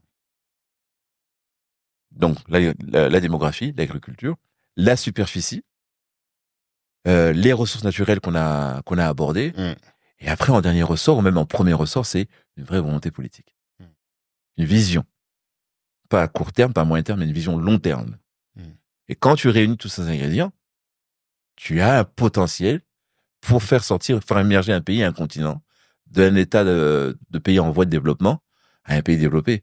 Et la Chine y est arrivée en 40 ans. On a tous les moyens pour le faire. Moi, je reviens d'un voyage en Chine récemment, dans le cadre du sommet Chine-Afrique. Ouais. C'est pas la Chine que j'ai étudiée à l'école que j'ai vue. J'ai vu une Chine complètement développée. Mais pourquoi toi t'es allé là-bas? Pourquoi j'étais là-bas? Alors donc moi j'ai été en fait convié effectivement à ce sommet par rapport à mon expert sur les problématiques politiques liées à la Chine et à l'Afrique. Et aussi parce que j'avais des entreprises à rencontrer, parce qu'on essaie aussi d'implanter notre entreprise sur le marché chinois pour aussi commercialiser notre outil. Et si tu as suivi d'ailleurs, il y a à peu près 2 mois et demi, 40 banques chinoises se sont effondrées. Ah, j'ai pas suivi ça. Ouais, 40 banques chinoises se sont effondrées, donc l'État est intervenu, l'État chinois, en faisant des regroupements pour essayer en fait de limiter en fait une crise systémique en fait quelque part. Donc ça a été lié notamment par rapport à des prêts immobiliers comme il y a eu aux États-Unis il y a quelques temps. J'ai vu qu'il y avait une crise de l'immobilier en Chine. Exactement. Donc 40 banques ont disparu. 40 banques chinoises totalement disparues. Mais on n'a pas trop parlé. Bon, tu connais comment. En Chine, comment ils verrouillent l'information. Ouais, exactement. Donc du coup, voilà, on essaie aussi effectivement de s'implanter sur le marché chinois et d'apporter notre méthodologie. Parce que tu vois, les banques en Europe, en fait, sont beaucoup plus résilientes. En fait, il n'y a pas trop de faillites de banques européennes. Tout à fait. Hein, parce que et là aussi, c'est aussi un enjeu. Pourquoi? Parce que tu as en fait l'Europe qui émet énormément de normes. Et de l'autre côté, tu as des pays comme les États-Unis ou la Russie, la Chine, qui ont un peu moins de normes. Ce qui fait que elles sont beaucoup plus compétitives quand elles veulent attaquer les marchés internationaux, et notamment les marchés africains. Mais elles sont moins résilientes. Mais elles sont moins résilientes. On a des faillites de banques américaines, on a des faillites de banques chinoises qu'on a vues, mais les banques en fait européennes tiennent la route parce que on leur impose des normes, notamment dans le cadre du comité de Bâle, qui fait que elles sont là. Mais qu'est-ce que toi tu verrais donc pour l'Afrique? Est-ce qu'on devrait être sur un modèle plus anglo-saxon, qui est plus dynamique, plus agile et qui saute sur les opportunités plus facilement parce que le système est prévu comme tel, ou sur un modèle plus européen et français pour le dire, même allemand, je pense aussi, qui est plus rigide, plus réglementé, plus organisé. Comment toi tu vois les choses? Moi je dirais, il faut qu'il y ait un modèle africain. Il ne faut pas essayer de copier. D'accord. Il faut un modèle africain en y intégrant des normes. Et en s'inspirant de ce qui se fait de prendre en fait les meilleures pratiques, les best practices en fait mondiales, hein, mais adaptées au modèle africain. Tu vois, si tu prends le cas d'un pays comme Singapour, qu'est-ce qui a justement fait que ce pays soit développé comme ça? Ils ont pris en fait ce qui se fait de mieux dans le monde et ils ont appliqué. Donc je pense que l'Afrique devrait s'inspirer de ces meilleures pratiques au niveau mondial, mais en gardant son identité et ses particularités et spécificités. Parce que tu vois, moi qui est dans le monde du risque aujourd'hui, tu ne peux pas regarder le risque en Afrique comme tu le fais en Europe. C'est deux approches qui sont différentes. Tu vois? Donc, ton appréhension du risque, parce que tu vois, à l'Afrique, on dit que c'est risqué, mais ça se développe, entre guillemets. Tu vois, t'as des taux de croissance qui sont là. Et paradoxalement, t'as toutes les banques européennes et françaises qui quittent le continent africain. Parce que leur modèle n'est pas adapté aux spécificités du continent africain. Tout à fait. Alors, c'est intéressant parce que la discussion qu'on a, elle est très macro. Donc ça, on voit que tu as une vraie connaissance de tous ces indicateurs un peu macro et de toute cet aspect un peu scientifique des dynamiques entre les États et des dynamiques africaines. Quels seraient, selon toi, au niveau macro et après au niveau micro, les fondamentaux d'un entrepreneuriat et donc des affaires à l'africaine, alors, tu vois? Et après, je te demanderai au niveau macro, parce que quand tu vas installer tes entreprises en Afrique, tu vois aussi des spécificités du business à l'africaine. À l'africaine, exactement. Voilà. Au niveau macro, déjà. Moi, je pense qu'au niveau macro, déjà, il faut, comme on le disait tout à l'heure, identifier les secteurs sur lesquels tu veux t'implanter ou tu veux faire du business qui sont porteurs en fait dans le futur. On sait qu'il y a quelques grands secteurs tels que les infra, la santé, le médical, l'agricole, l'éducation. Donc c'est vraiment au niveau macro, ce sont des secteurs qu'on a besoin et c'est fondamental pour l'économie. Alors maintenant, si tu descends un cran plus bas, donc au niveau macro, là-dessus, il faut bien regarder quels sont les dispositifs mis en œuvre par les gouvernements pour accompagner l'entrepreneuriat local. Et donc des facilitations, tu vois, moi je suis présent au Maroc, on voit que le Maroc par exemple a installé un système de zone franche qui fait qu'il y a des assouplissements fiscaux qui accompagnent justement l'installation d'entreprises, y compris les entreprises étrangères. Et donc tout ça permet aussi de décentraliser effectivement et désengorger les grandes villes. Moi, quand on voit Kinshasa qui fait 20 millions, une vraie mégalopole d'habitants, et avec des bouchons à outrance, c'est difficile. Donc d'un point de vue micro, il faut qu'il y ait des dispositifs étatiques qui soient mis en place pour favoriser la création d'entreprises locales, de micro-entreprises, un accompagnement aussi au crédit. Et ce qui manque, contrairement à ce qu'on a ici en Europe et notamment en France, c'est des organismes en fait de cautionnement. Quand on fait un prêt entreprise ou un prêt privé, on a des cautions qui accompagnent et qui facilitent. Et ça, on n'a pas en Afrique. Et ce qui fait que les banques ne prêtent pas, sont moins propices à prêter de l'argent. Donc du coup, quelque part, on a un frein de l'activité, on a un frein de la croissance là-dessus. Donc ça, c'est au niveau micro. Tu trouves que c'est micro? Enfin, quand moi je parlais de micro, je parle de toi dans tes difficultés au quotidien, en fait, quand tu gères le staff, voilà. Alors, la chance que je peux avoir, si je peux dire ça comme ça, c'est que j'ai des employés qui sont un peu partout dans le monde. D'accord. Avec des cultures différentes. Tout à fait. Et donc il y a un mode de management différent. Avec mes employés en Inde, ce sera pas pareil qu'avec la France ou avec le Maroc ou avec Dubaï ou avec le Congo. Ouais. Donc, je pense, en fait, d'un point de vue micro, ce qu'il faut, c'est de la fermeté. Moi, je le vois au quotidien. Si tu n'es pas présent dans ton activité ou que tu veux implanter localement, ça va être un problème. Donc, il faut de la présence. Si c'est pas par toi, tu délègues à quelqu'un qui est là, qui sera là et qui va pouvoir te reporter en permanence, entre guillemets, marquage à la culotte, comme on dit. Parce que sinon, c'est difficile parce que je pense que pas le manque, mais cette défaillance en fait au niveau éducationnel qu'on a, en fait, en Afrique, je vois qu'on n'a pas une vision à long terme des choses. En fait. Les gens en fait font des choses pour le lendemain. C'est-à-dire que tu peux venir essayer de faire des affaires avec quelqu'un, mais lui il va voir que demain, s'il peut entre guillemets j'emploie un terme pour dire le quartier t'entuber, il va le faire. Et ça, c'est une spécificité que tu vois en Afrique par rapport à tes équipes un peu partout. Par exemple, en Inde, qui est un pays aussi en voie de développement, on n'a pas du tout cette façon de fonctionner. Les Indiens, c'est différent. Nous, en fait, on fait faire tous nos développements informatiques en Inde, par exemple. Et donc, la difficulté qu'on a, la première difficulté, c'est la barrière de la langue. D'accord? Donc, c'est un pays qui est anglophone. Donc, on se comprend, on parle anglais, mais c'est beaucoup plus simple si, par exemple, on communiquait en français. Tu vois? Donc, la barrière de la langue était le premier frein. Et après, culturellement, un Indien te dira toujours oui à tout. Tu peux lui demander ça, il te dira toujours oui à tout. Mais c'est après, dans la réalisation, quand tu demandes la production de ce qui a été fait au regard de ce que tu as demandé, Il y a un décalage. Donc, tu perds plus de temps et qui dit perd de temps, perd d'argent.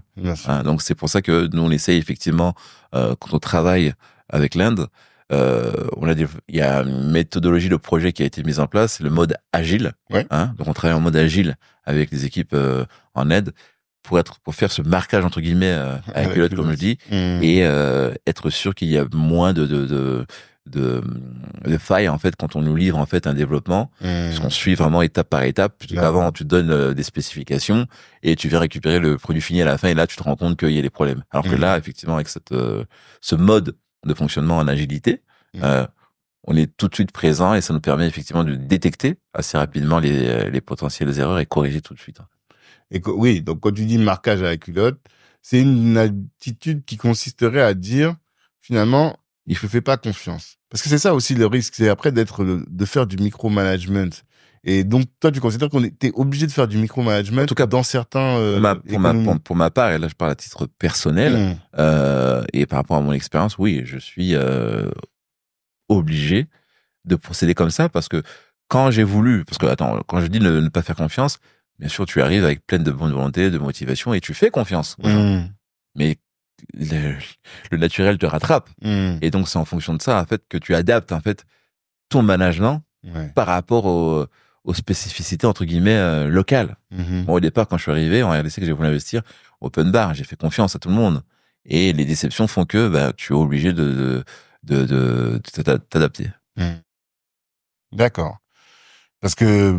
Mais tu as aussi des gens sur qui tu peux t'appuyer bien et qui travaillent et qui te donnent satisfaction. Oui. Mais parce qu'en fait, c'est une charge mentale quand même considérable. Voilà, de dire, je te donne une mission, je suis derrière toi, je vérifie que tu l'as appliquée. Et quand t'es à 160 personnes, bon, j'imagine que c'est pas toi qui non, j'ai une équipe, un back office qui gère un peu toutes ces personnes-là. Mais c'est vrai que c'est force d'inertie, finalement. Et est-ce que t'as pas plus de difficultés à te développer dans ce cadre-là, ou peut-être tu te développes moins, mais peut-être de manière plus qualitative? Voilà, comment... Voilà, non, mais je pense qu'aujourd'hui, nous, notre politique, c'est de consolider nos acquis.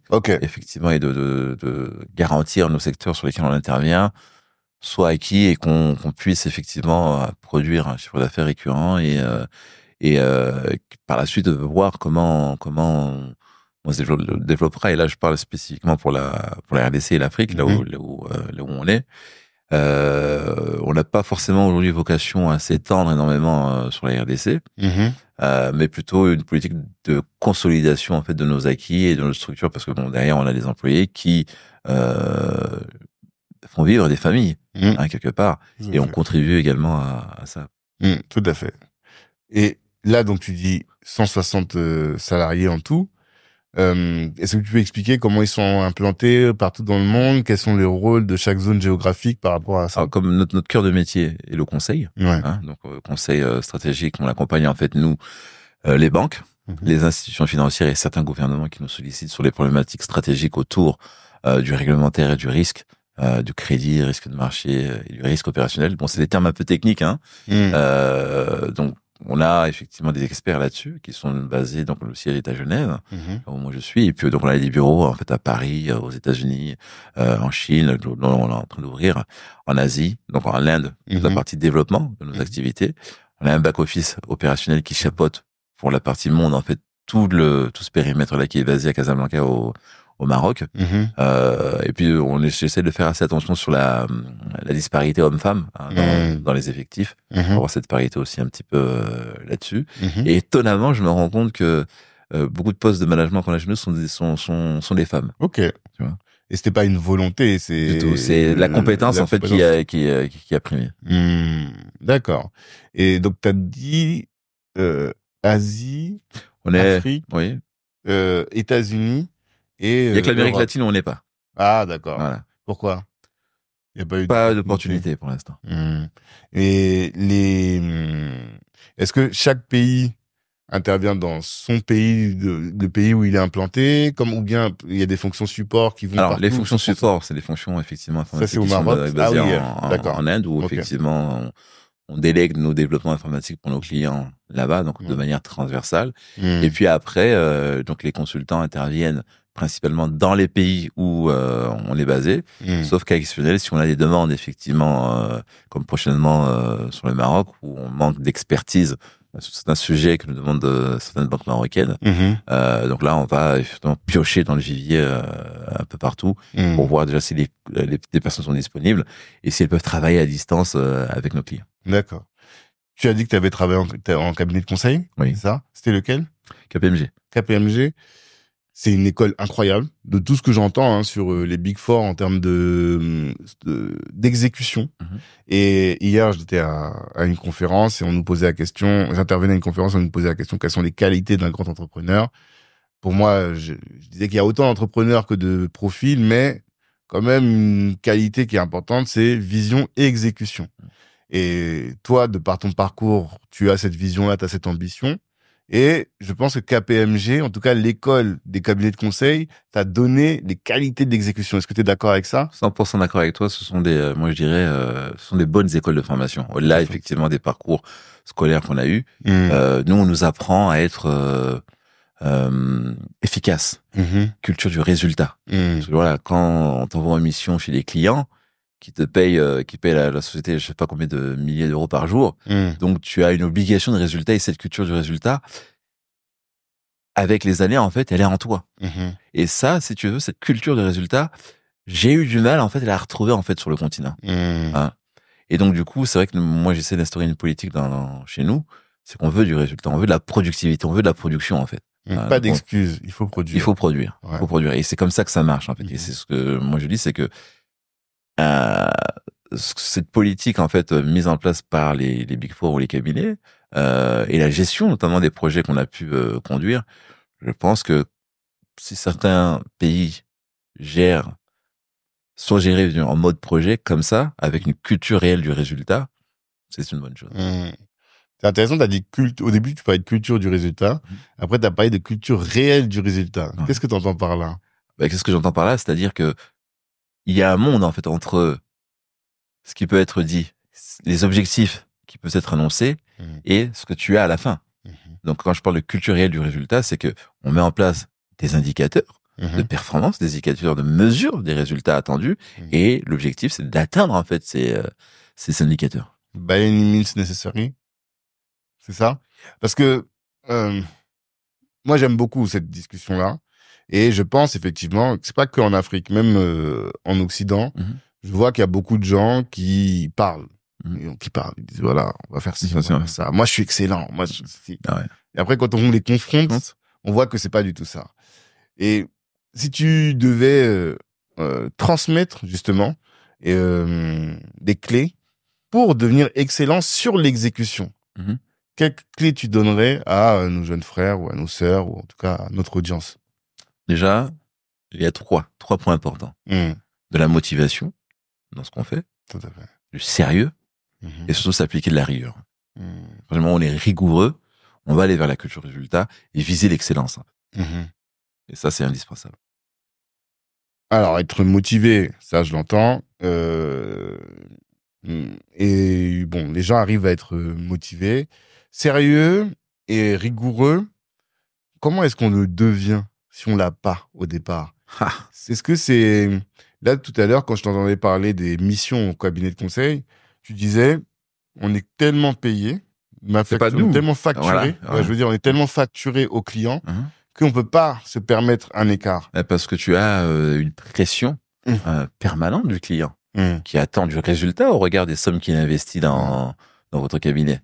Donc forcément, si tu veux garder entre guillemets ton job, ta place, il faut que tu sois bon. Ouais. Et en l'occurrence pour moi, avec ma couleur de peau, j'ai toujours dû en faire plus que les autres pour montrer que non, ma place aussi elle est là. Tout à fait.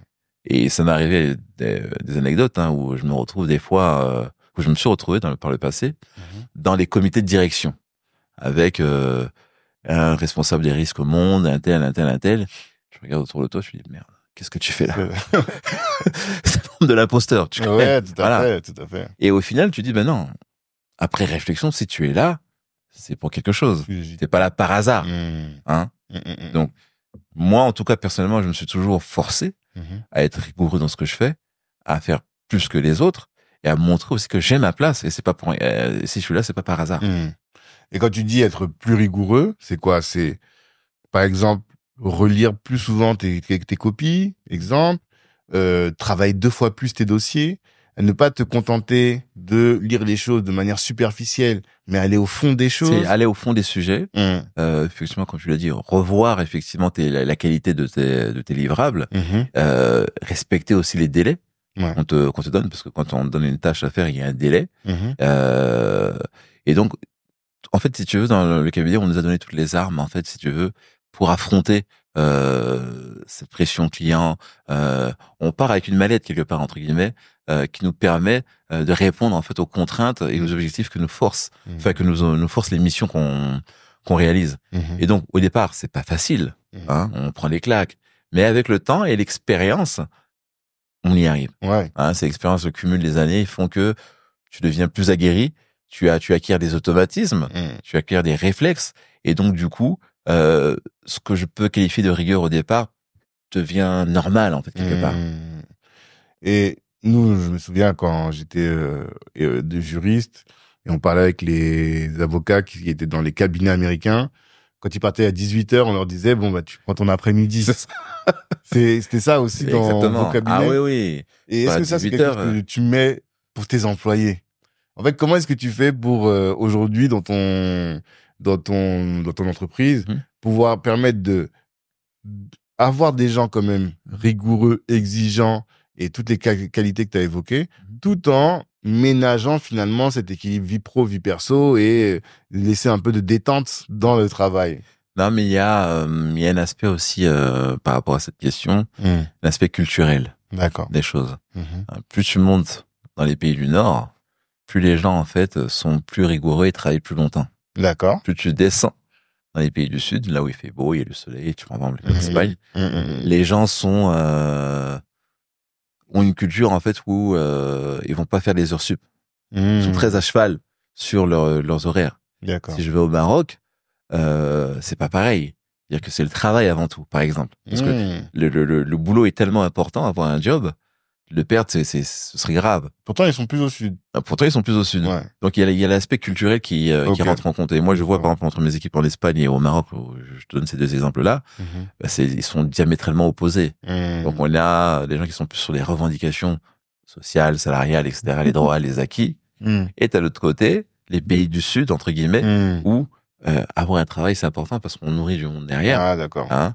Et donc, du coup, c'est pas qu'ils sont investis plus, mais on sent que ça les prend à cœur et qu'ils ont plus d'intérêt et qu'ils veulent vraiment bien faire.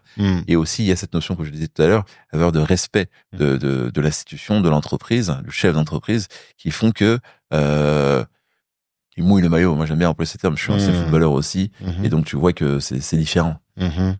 Et quand tu dis qu'ils mouillent le maillot, qu'ils sont plus impliqués, ça veut dire qu'ils vont plus travailler en termes de volume horaire. Maintenant, la question, c'est qu'est-ce que tu mets en place? Alors, il y a des horaires de travail, comme partout, voilà. Globalement, chez moi, c'est 9h30, 18h30. Hein.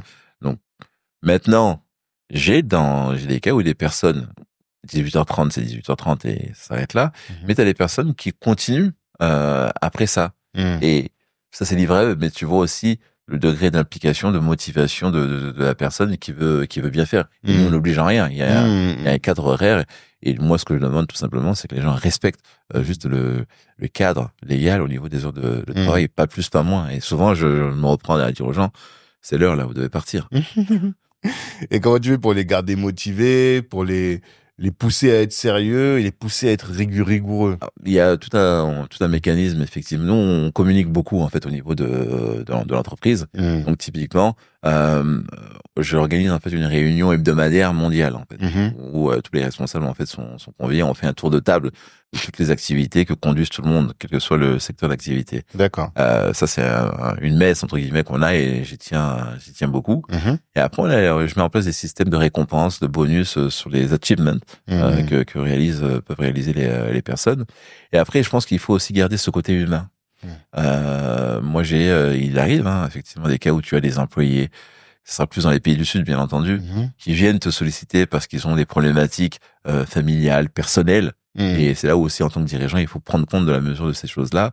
Et j'aide du mieux que je peux. Et ce que je peux te dire aujourd'hui, c'est que j'ai pas de turnover, en fait. Les équipes que j'ai depuis le démarrage de la société sont les mêmes, surtout au niveau back-office. Depuis combien de temps? 4-5 ans, c'est ça? Ouais, c'est ça. Et donc, les gens ne bougent pas, en fait. Pourquoi? C'est parce qu'on a réussi, j'ai réussi, je pense, à créer ce climat d'entreprise, cette fidélité, parce que quand ils peuvent m'appeler à tout moment, je suis accessible.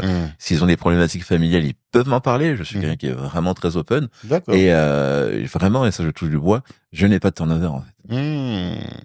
Et aujourd'hui, toi, alors, je parle au niveau de l'équipe d'encadrement. Ouais, de ton, après, les consultants, ça bouge, les consultants, ça bouge, ça change, etc. Mais le socle, effectivement, de la société qui est à peu près une trentaine de personnes, sont les mêmes. D'accord. Et toi, aujourd'hui, ton rôle dans la société, quel est-il? Parce que gérer 160 personnes, étant de CA, ça fait que toi, t'es plus sur les aspects, j'imagine. Sur les aspects organisationnels, techniques, métiers. Et toi, t'es plus sur le métier, en tout cas. Voilà, sur le métier.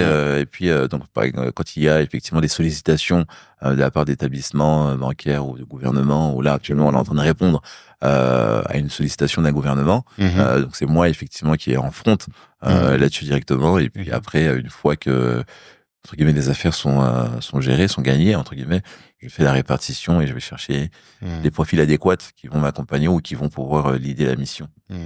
Et comment s'est passé le passage de, comment s'est passé, le passage de consultant à consultant freelance, j'imagine, et à dirigeant d'entreprise? Est-ce que c'était un choix dès le départ ou c'est la force des choses? Est-ce que tu peux nous expliquer un peu ce parcours-là? Alors, là, moi, je te dirais, ça rejoint ce que je t'ai dit au début de l'émission, c'est la personnalité. Moi, j'ai toujours, depuis l'enfance, en fait, eu ce côté entrepreneurial. Oui, ça. Mais je savais très bien que pour y arriver, il faut acquérir quand même un bagage. Donc, j'ai fait mes classes, effectivement, dans les Big Four.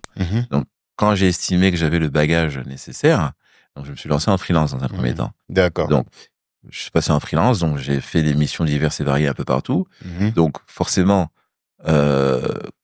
tu es rigoureux, tu laisses une bonne empreinte là où tu es passé, ce qui fait que les directeurs ou les responsables de projet chez qui tu es passé te gardent en mémoire et te sollicitent. Et donc du coup, après, quand j'ai créé mon entité, ça a été plus facile en fait d'aller les voir, parce qu'ils ont vu mon sérieux pendant tout au long de ces 23-24 ans. Dit voilà, maintenant j'ai créé ma structure, est-ce que vous avez des besoins? Voilà le cabinet que j'ai créé, voilà comment on peut vous accompagner, voilà comment on peut vous aider. Mais tu pensais déjà que... Dès le départ, ouais. Mais oui, tu pensais à créer un cabinet, mais est-ce que tu avais déjà en vision l'idée que ça allait devenir big à ce niveau-là? Non, à ce niveau-là, non. Ouais, non. Après, ça a été les opportunités au fur et à mesure qui ont fait que je les ai saisis, en fait. D'accord. Parce que toi, tu te voyais comment? Parce qu'en fait, nous, on a on a un réseau d'affaires, donc on a pas mal d'entrepreneurs qui étaient salariés, qui passent freelance, et il y a un switch là à faire, tu vois, pour passer de freelance à dirigeant d'entreprise. Et tu sens que ils sont comme parfois un peu freinés ou effrayés par l'idée d'avoir à déléguer. Parce que quand t'es freelance, bon, tu fais tout seul, mais forcément t'as des plafonds. T'arrives bien souvent à des plafonds en termes de chiffre d'affaires parce que t'échanges ton temps contre de l'argent. Et même si t'as un TJM à, on va dire, 1 000 € par jour, sur 20 jours de travail, ça veut dire que tu peux faire que 20 000 € par mois et 140 000 € par an. Tu pourras jamais atteindre le million d'euros de chiffre d'affaires. En tout cas, ça va être compliqué, sauf si tu crées, donc, et tous ces gens-là, on leur dit, bon, il y a un moment, si tu veux vraiment atteindre le million et commencer à faire vraiment de l'argent, il faut que tu recrutes, il faut que tu t'entoures. Et on sent pour certains, et je me souviens d'une avec laquelle on a discuté la semaine dernière, qu'elle avait peur de faire ce switch-là. Comment est-ce que toi, t'es passé à ce niveau-là, à recruter tes premiers consultants? Est-ce que tu peux raconter un peu? Ouais, alors ce qui s'est passé, c'est que donc moi, à l'époque, donc j'étais sur une mission. J'intervenais pour un client bancaire ici. Et puis un de mes clients m'a sollicité en même temps. Je pouvais pas être sur les deux en même temps. Ouais. Il avait besoin, en fait, d'une task force de 2 ou 3 personnes pour l'accompagner sur une problématique précise. Alors, je pouvais intervenir sur un bout, mais les 2 autres volets, je pouvais pas les faire. Donc, du coup, je lui ai proposé, écoute, dans ce cas-là, moi, je vais recruter des personnes, je vais superviser la mission, et donc tu auras moi comme interlocuteur. Et donc, de fil en aiguille, quand j'ai pu gagner ce premier marché-là avec 2 ou 3 personnes, j'ai dit bon, ok, donc effectivement, il y a une possibilité, je suis prêt. Il faut juste effectivement bien être entouré. Collecter les bons besoins en fait auprès des clients et puis trouver bonnes personnes qui correspondent en fait à ces problématiques. Et t'as dû te reformer tout ça. Est-ce que t'as dû te reformer justement dans cette pour réorganiser tous ces gens-là, pour manager tous ces gens? Est-ce que t'as dû te réorganiser? Non, après, je pense que moi je dirais que les qualités d'un dirigeant c'est peut-être inné en fait. Hein, je parle pour moi personnellement. Non, en tout cas chez toi, ouais, c'est peut-être inné. D'accord. Me concernant, c'est venu naturellement déjà. Après, bien entendu, on peut toujours prendre de la formation pour améliorer en interne le mode de management. Mais moi, ça a été naturel en fait. J'ai pas eu besoin de me former spécifiquement pour gérer ça. Après, j'ai joué au foot pendant longtemps. J'ai été capitaine d'équipe, donc peut-être que ça joue aussi. Donc je sais pas. Mais c'est venu vraiment naturellement et je n'ai pas vu de poids ni de fardeau. C'était normal. D'accord. Ouais. Mais tout le monde n'a pas aussi cette capacité. Hein, ça, je peux reconnaître. Le sujet de marquer les gens à la culotte, là, comme tu dis, c'est un trait de caractère en fait, de pouvoir d'être pointilleux, exigeant avec son prochain, enfin avec ses équipes, de suivre les résultats. Et il y a des gens, s'ils sont pas outillés, ils vont pas pouvoir le faire. Toi, en fait, ce que je comprends, c'est que c'est dans ta personnalité. De la personnalité, mais on est aussi outillé. Hein. Donc, on a effectivement des reportings de suivi que je mets en place et je demande, par exemple, à mes équipes, chaque fin de semaine, de m'envoyer, en fait, les dashboards de suivi. Ça permet de voir effectivement la performance, de voir là où ils en sont, l'état d'avancement et quels sont les plans d'action quand on voit qu'il y a effectivement des points qui bloquent. Alors là, ça bloque. Quels sont les points de remédiation qu'on peut mettre en place pour débloquer la situation et avancer. Donc, c'est pour ça moi, j'insiste. Et ça, ce sont, si tu veux, des éléments que j'ai acquis dans les missions que j'ai pu faire au niveau de ma carrière et dans les Big Four. Et en termes de boîte, alors j'ai deux questions. En termes de boîte et donc d'entreprise, en termes d'entrepreneur, quel est ton exemple? Quand tu regardes ton cabinet, tu te dis, voilà, j'aimerais que ça ressemble à telle entreprise. Ce serait laquelle? J'aime bien prendre les modèles de boîtes américaines à la Google ou qui sont partis de rien et puis se sont étendus mondialement. Et maintenant, si je suis objectif et que je regarde par rapport à mon secteur d'activité, tout à fait. Voilà, moi je veux venir en concurrence des Big Four aujourd'hui qui sont aussi mondialement implantés. Donc ça peut nous arriver d'être entre guillemets en réponse à des appels d'offres où on va avoir des appels des Big Four et nous qui sollicitons, qui répondons en fait à un appel d'offres et gagner. Donc, et qu'est-ce qui fait qu'on passe par toi plutôt que par un Big Four? Je pense que c'est la proximité avec les clients, la chaîne en fait entre le client final et le dirigeant est beaucoup plus proche pour une petite structure entre guillemets une petite PME comme nous plutôt qu'un Big Four qui sont mondialement connus où tu as différents échelons, le strat. Donc nous c'est la proximité. Moi je suis joignable à tout moment. Il y a un management aussi de proximité et je pense que au-delà de la compétence bien entendu fait qu'on a plus de chance. Et puis ce qu'il faut savoir c'est qu'il y a la plupart des consultants dans le domaine qui passent par les Big Four ensuite reviennent généralement dans les structures à taille moyenne en fait où ils peuvent mieux s'exprimer en fait. D'accord. Et le deuxième sujet donc c'est en termes d'entrepreneur. Est-ce qu'il y a un entrepreneur comme ça qui t'inspire et pour lequel tu te dis voilà je pense que j'aurais atteint mon objectif quand je serai ce type d'entrepreneur là ou cet entrepreneur là? Pas forcément. Après moi j'aime bien regarder des modèles comme Xavier Niel qui sont partis de rien, des Bill Gates, voilà. Donc c'est des gens qui sont partis de rien, qui ont profité de certaines vagues à un moment donné et qui font aujourd'hui ce qu'ils sont devenus. Et on connaît pas de fondateurs de cabinets type McKinsey ou autre. C'est pas des gens qui sont starifiés ou en tout cas identifiés en tant qu'individus. Comment ça se fait? Je pense que ce sont des gens qui, à mon avis, sont tellement concentrés un peu dans leur cœur de métier, parce que ce sont généralement des experts aussi sur leurs problématiques et ce sont des métiers qui sont prenants, je pourrais dire, qui sont aussi passionnants et t'as peut-être pas forcément le temps à une starification. En fait. Tu penses? Ouais. Même quand tu arrives à un certain niveau, ça reste toujours aussi prenant.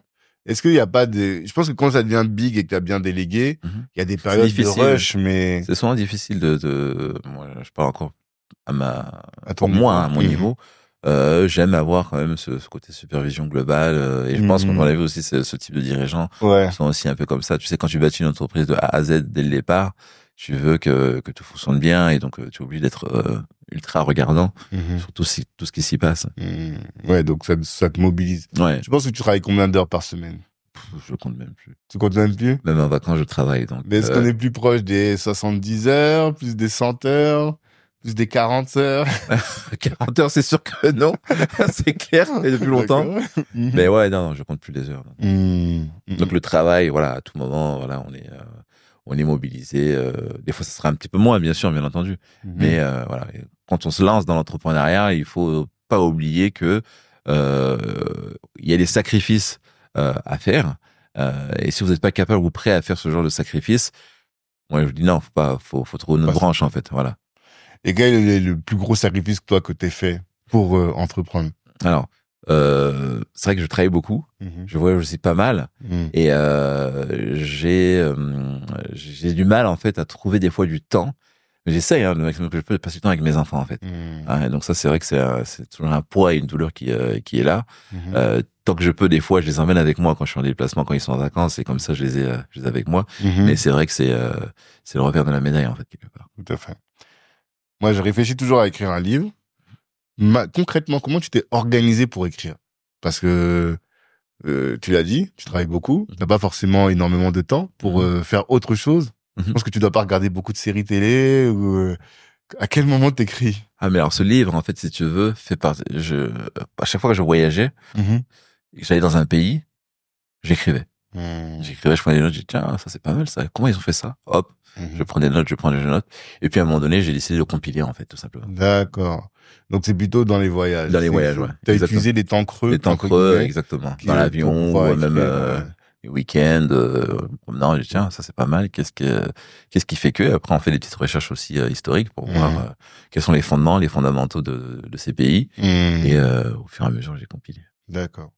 Et parle-nous un peu de l'hémicycle. Qu'est-ce qu'on va y trouver dans cet article? Parce que je pense que c'est un article où tu parles de l'Afrique et les moyens de se réapproprier son avenir. Qu'est-ce qu'on va y trouver dedans? Alors ça, c'est l'hémicycle, en fait, est la revue des parlementaires français et des décideurs des gens qui font les décisions en France. D'accord. CAC 40, SBF, etc. Ok. Juste avant moi, si tu veux, il y a eu, c'était l'ancien Premier ministre qui a fait la couverture. Bernard Cazeneuve. Cazeneuve, ok, d'accord. La couverture. Et donc, en fait, il y a une interview de moi, 6 pages pleines là-dedans, où effectivement, je dis que l'Afrique a les moyens, en fait, de s'approprier son propre avenir, en fait, parce qu'elle a toutes les richesses qu'il faut. Elle a la superficie, elle a une démographie, mais il faut une vision et il faut des mesures structurelles profondes pour que ce continent, en fait, puisse émerger. Donc, je mets en relief aussi quels sont les secteurs stratégiques sur lesquels il faut investir. Alors, tu as parlé tout à l'heure de l'identification des personnes, la numérisation. Donc ça, c'est un élément qui est fondamental et qui est important. Et je mets en exergue également le secteur bancaire, qui est le secteur où j'interviens. Et moi, je considère qu'il peut être en fait un des vecteurs en fait au développement du continent, parce qu'il est synonyme en fait d'attraction, de confiance. Et là, je m'explique. Dans ce on met en place en fait pour les établissements bancaires, et notamment ce que demande la BCE, c'est que les banques en fait soient capables de justifier qu'elles ont assez de liquidités, qu'elles sont solvables et qu'elles ont des fonds propres suffisants pour pallier à une crise mondiale. D'accord.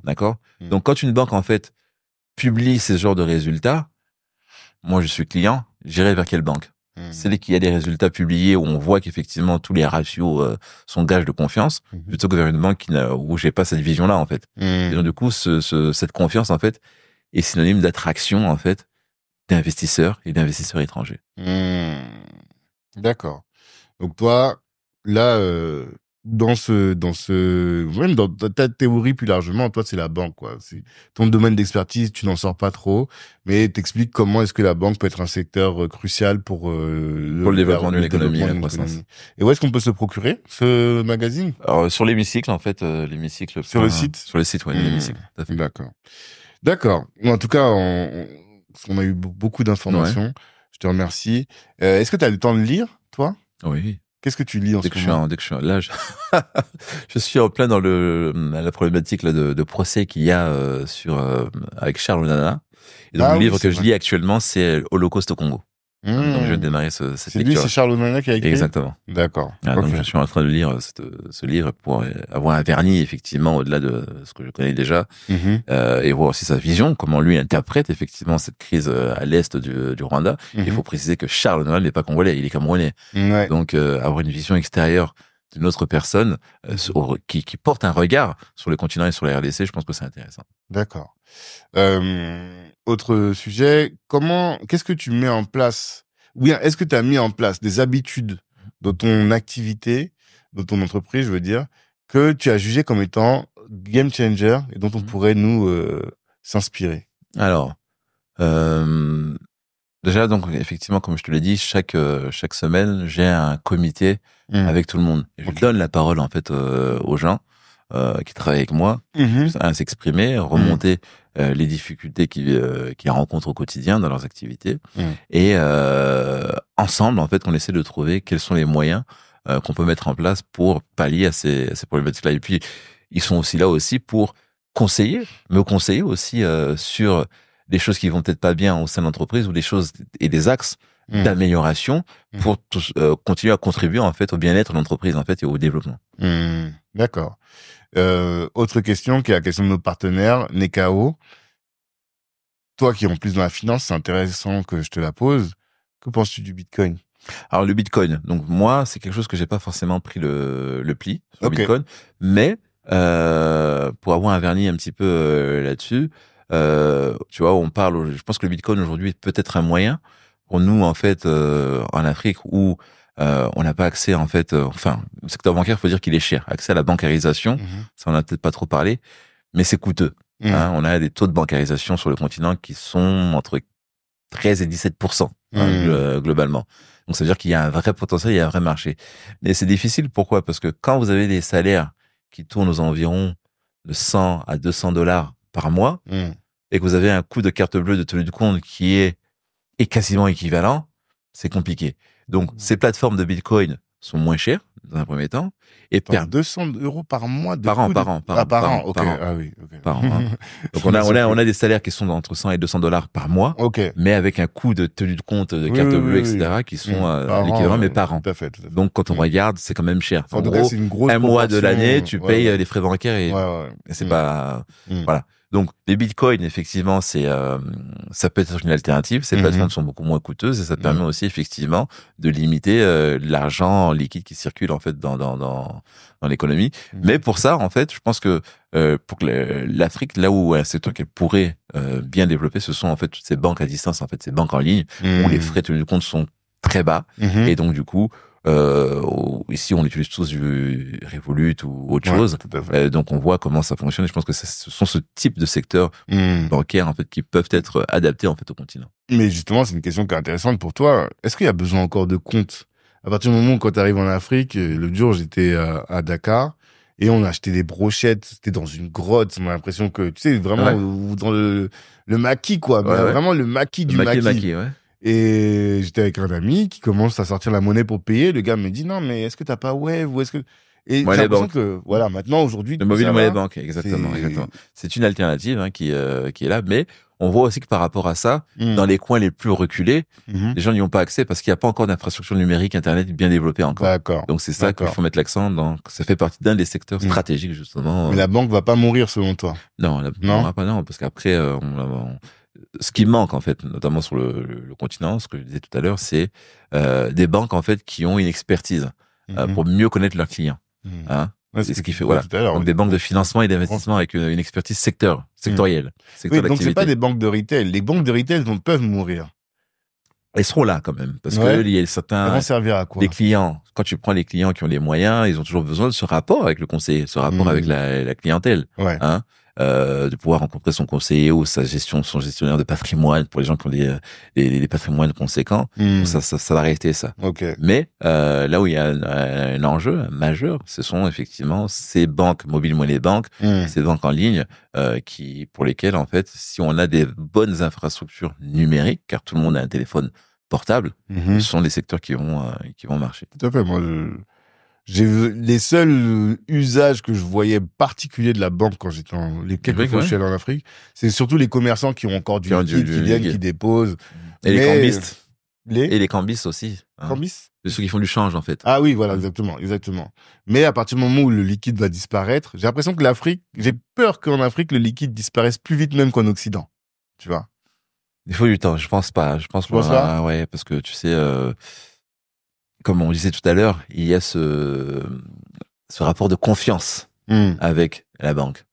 Et aujourd'hui, en Afrique, tu as encore beaucoup de gens, parce qu'il y a aussi pas mal de faillites bancaires. Les gens gardent encore de l'argent à la maison. Ouais, donc, même si on a ce développement de banque en ligne, etc., mais les gens ne vont pas aller déposer de l'argent dans ces banques virtuelles où il y a pas de guichet. Toujours leur coffre à la maison. Voilà, exactement. D'accord. Ok, c'est intéressant. Dernière question que je pose à tous mes invités. On a parlé, je pense, pendant près de 2 heures. Qu'est-ce que tu veux absolument que notre audience, qui est la jeunesse noire, qui est dans la diaspora, bien souvent, et qui souhaite entreprendre, qu'est-ce que tu veux qu'ils retiennent de tout ce qu'on s'est dit là?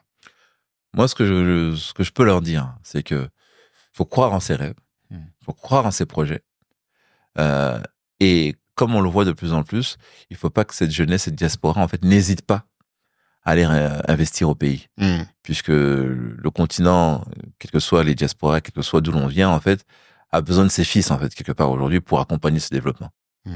Et je dis que le développement de l'Afrique, en fait, ne pourra pas se faire sans l'apport des diasporas. La diaspora a un rôle important à jouer, mais il faut qu'elle le fasse en toute humilité. Il faut pas arriver avec les gros sabots. Oui, on vient d'Europe, on vient de chez les États-Unis, c'est nous qui savons tout. Non. Il y a des gens qui sont aussi là, qui ont aussi une intelligence, qui connaissent le terrain mieux que nous, entre guillemets. Donc, il faut venir en toute humilité et accompagner le développement de l'Afrique. Mais il faut être organisé, il faut être rigoureux, prendre les bonnes informations, ne pas hésiter aussi à s'appuyer sur les relais locaux et avec de la rigueur, du sérieux, ils peuvent y aller. Je t'avais dit dernière question, mais en fait, j'en ai une dernière, pardon. Parce que aujourd'hui, nous, on a un réseau d'affaires, Black Network. Le podcast, c'est que la phase émerger, on fasse la face visible de notre réseau d'affaires. Et aujourd'hui, on veut être une sorte de MEDEF pour la diaspora. Donc, on va faire du lobbying à un moment donné. Mais aujourd'hui, avant d'être dans cette phase de lobbying, on travaille surtout à apporter de la valeur à nos entrepreneurs. Et les entrepreneurs qu'on accompagne aujourd'hui, on essaie d'accompagner des entrepreneurs les plus successful possibles, étant précisé que on était j'aimerais qu'on atteigne la phase de 1 milliard d'euros de chiffre d'affaires pour tous nos entrepreneurs cumulés avant de commencer à aller taper du poing auprès des institutions. Aujourd'hui, on est à 100 millions d'euros, enfin plus de 100 millions d'euros. Et donc, on a besoin de profils comme le tien pour rejoindre Black Network. Maintenant, la question, c'est qu'est-ce que nous, un réseau d'affaires comme Black Network, peut t'apporter à toi, un entrepreneur comme toi? Je pense que ce que je dirais premièrement, l'union fait toujours la force. Bénéficier des synergies d'un réseau qui est d'hommes d'affaires ou d'entrepreneurs, etc., font que tu vas créer de la valeur. Pourquoi? Parce que chacun vient de secteurs différents, d'activités différentes, mais il peut y avoir des synergies. Et donc, c'est cette création de synergie entre ces entrepreneurs qui rejoignent le groupe font que votre chiffre d'affaires va augmenter de manière mécanique, en fait.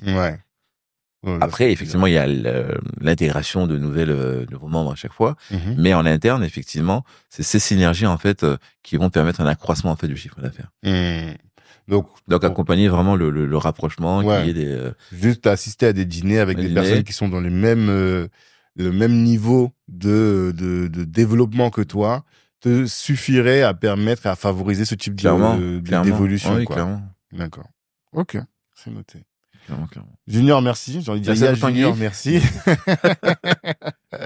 On continue de te suivre. En tout cas, où est-ce que tu interagis le plus? Plutôt LinkedIn, plutôt Instagram, plutôt Facebook? LinkedIn. Ça, ouais. Ok, d'accord. Donc, on te suit sur LinkedIn. Voilà. À tous, je vous donne rendez-vous la semaine prochaine pour un autre invité. On a parlé avec Junior Mbouyi, qui est qui est à la tête d'un cabinet de consulting en finance. On a parlé de tous ces sujets d'entreprendre en Afrique et je pense que cette discussion a une particularité qu'elle est particulièrement macro par rapport aux discussions qu'on peut avoir habituellement et qu'on réfléchit à des enjeux géopolitiques, géostratégiques liés à l'Afrique et particulièrement au Congo qui est le centre du monde, si on peut dire.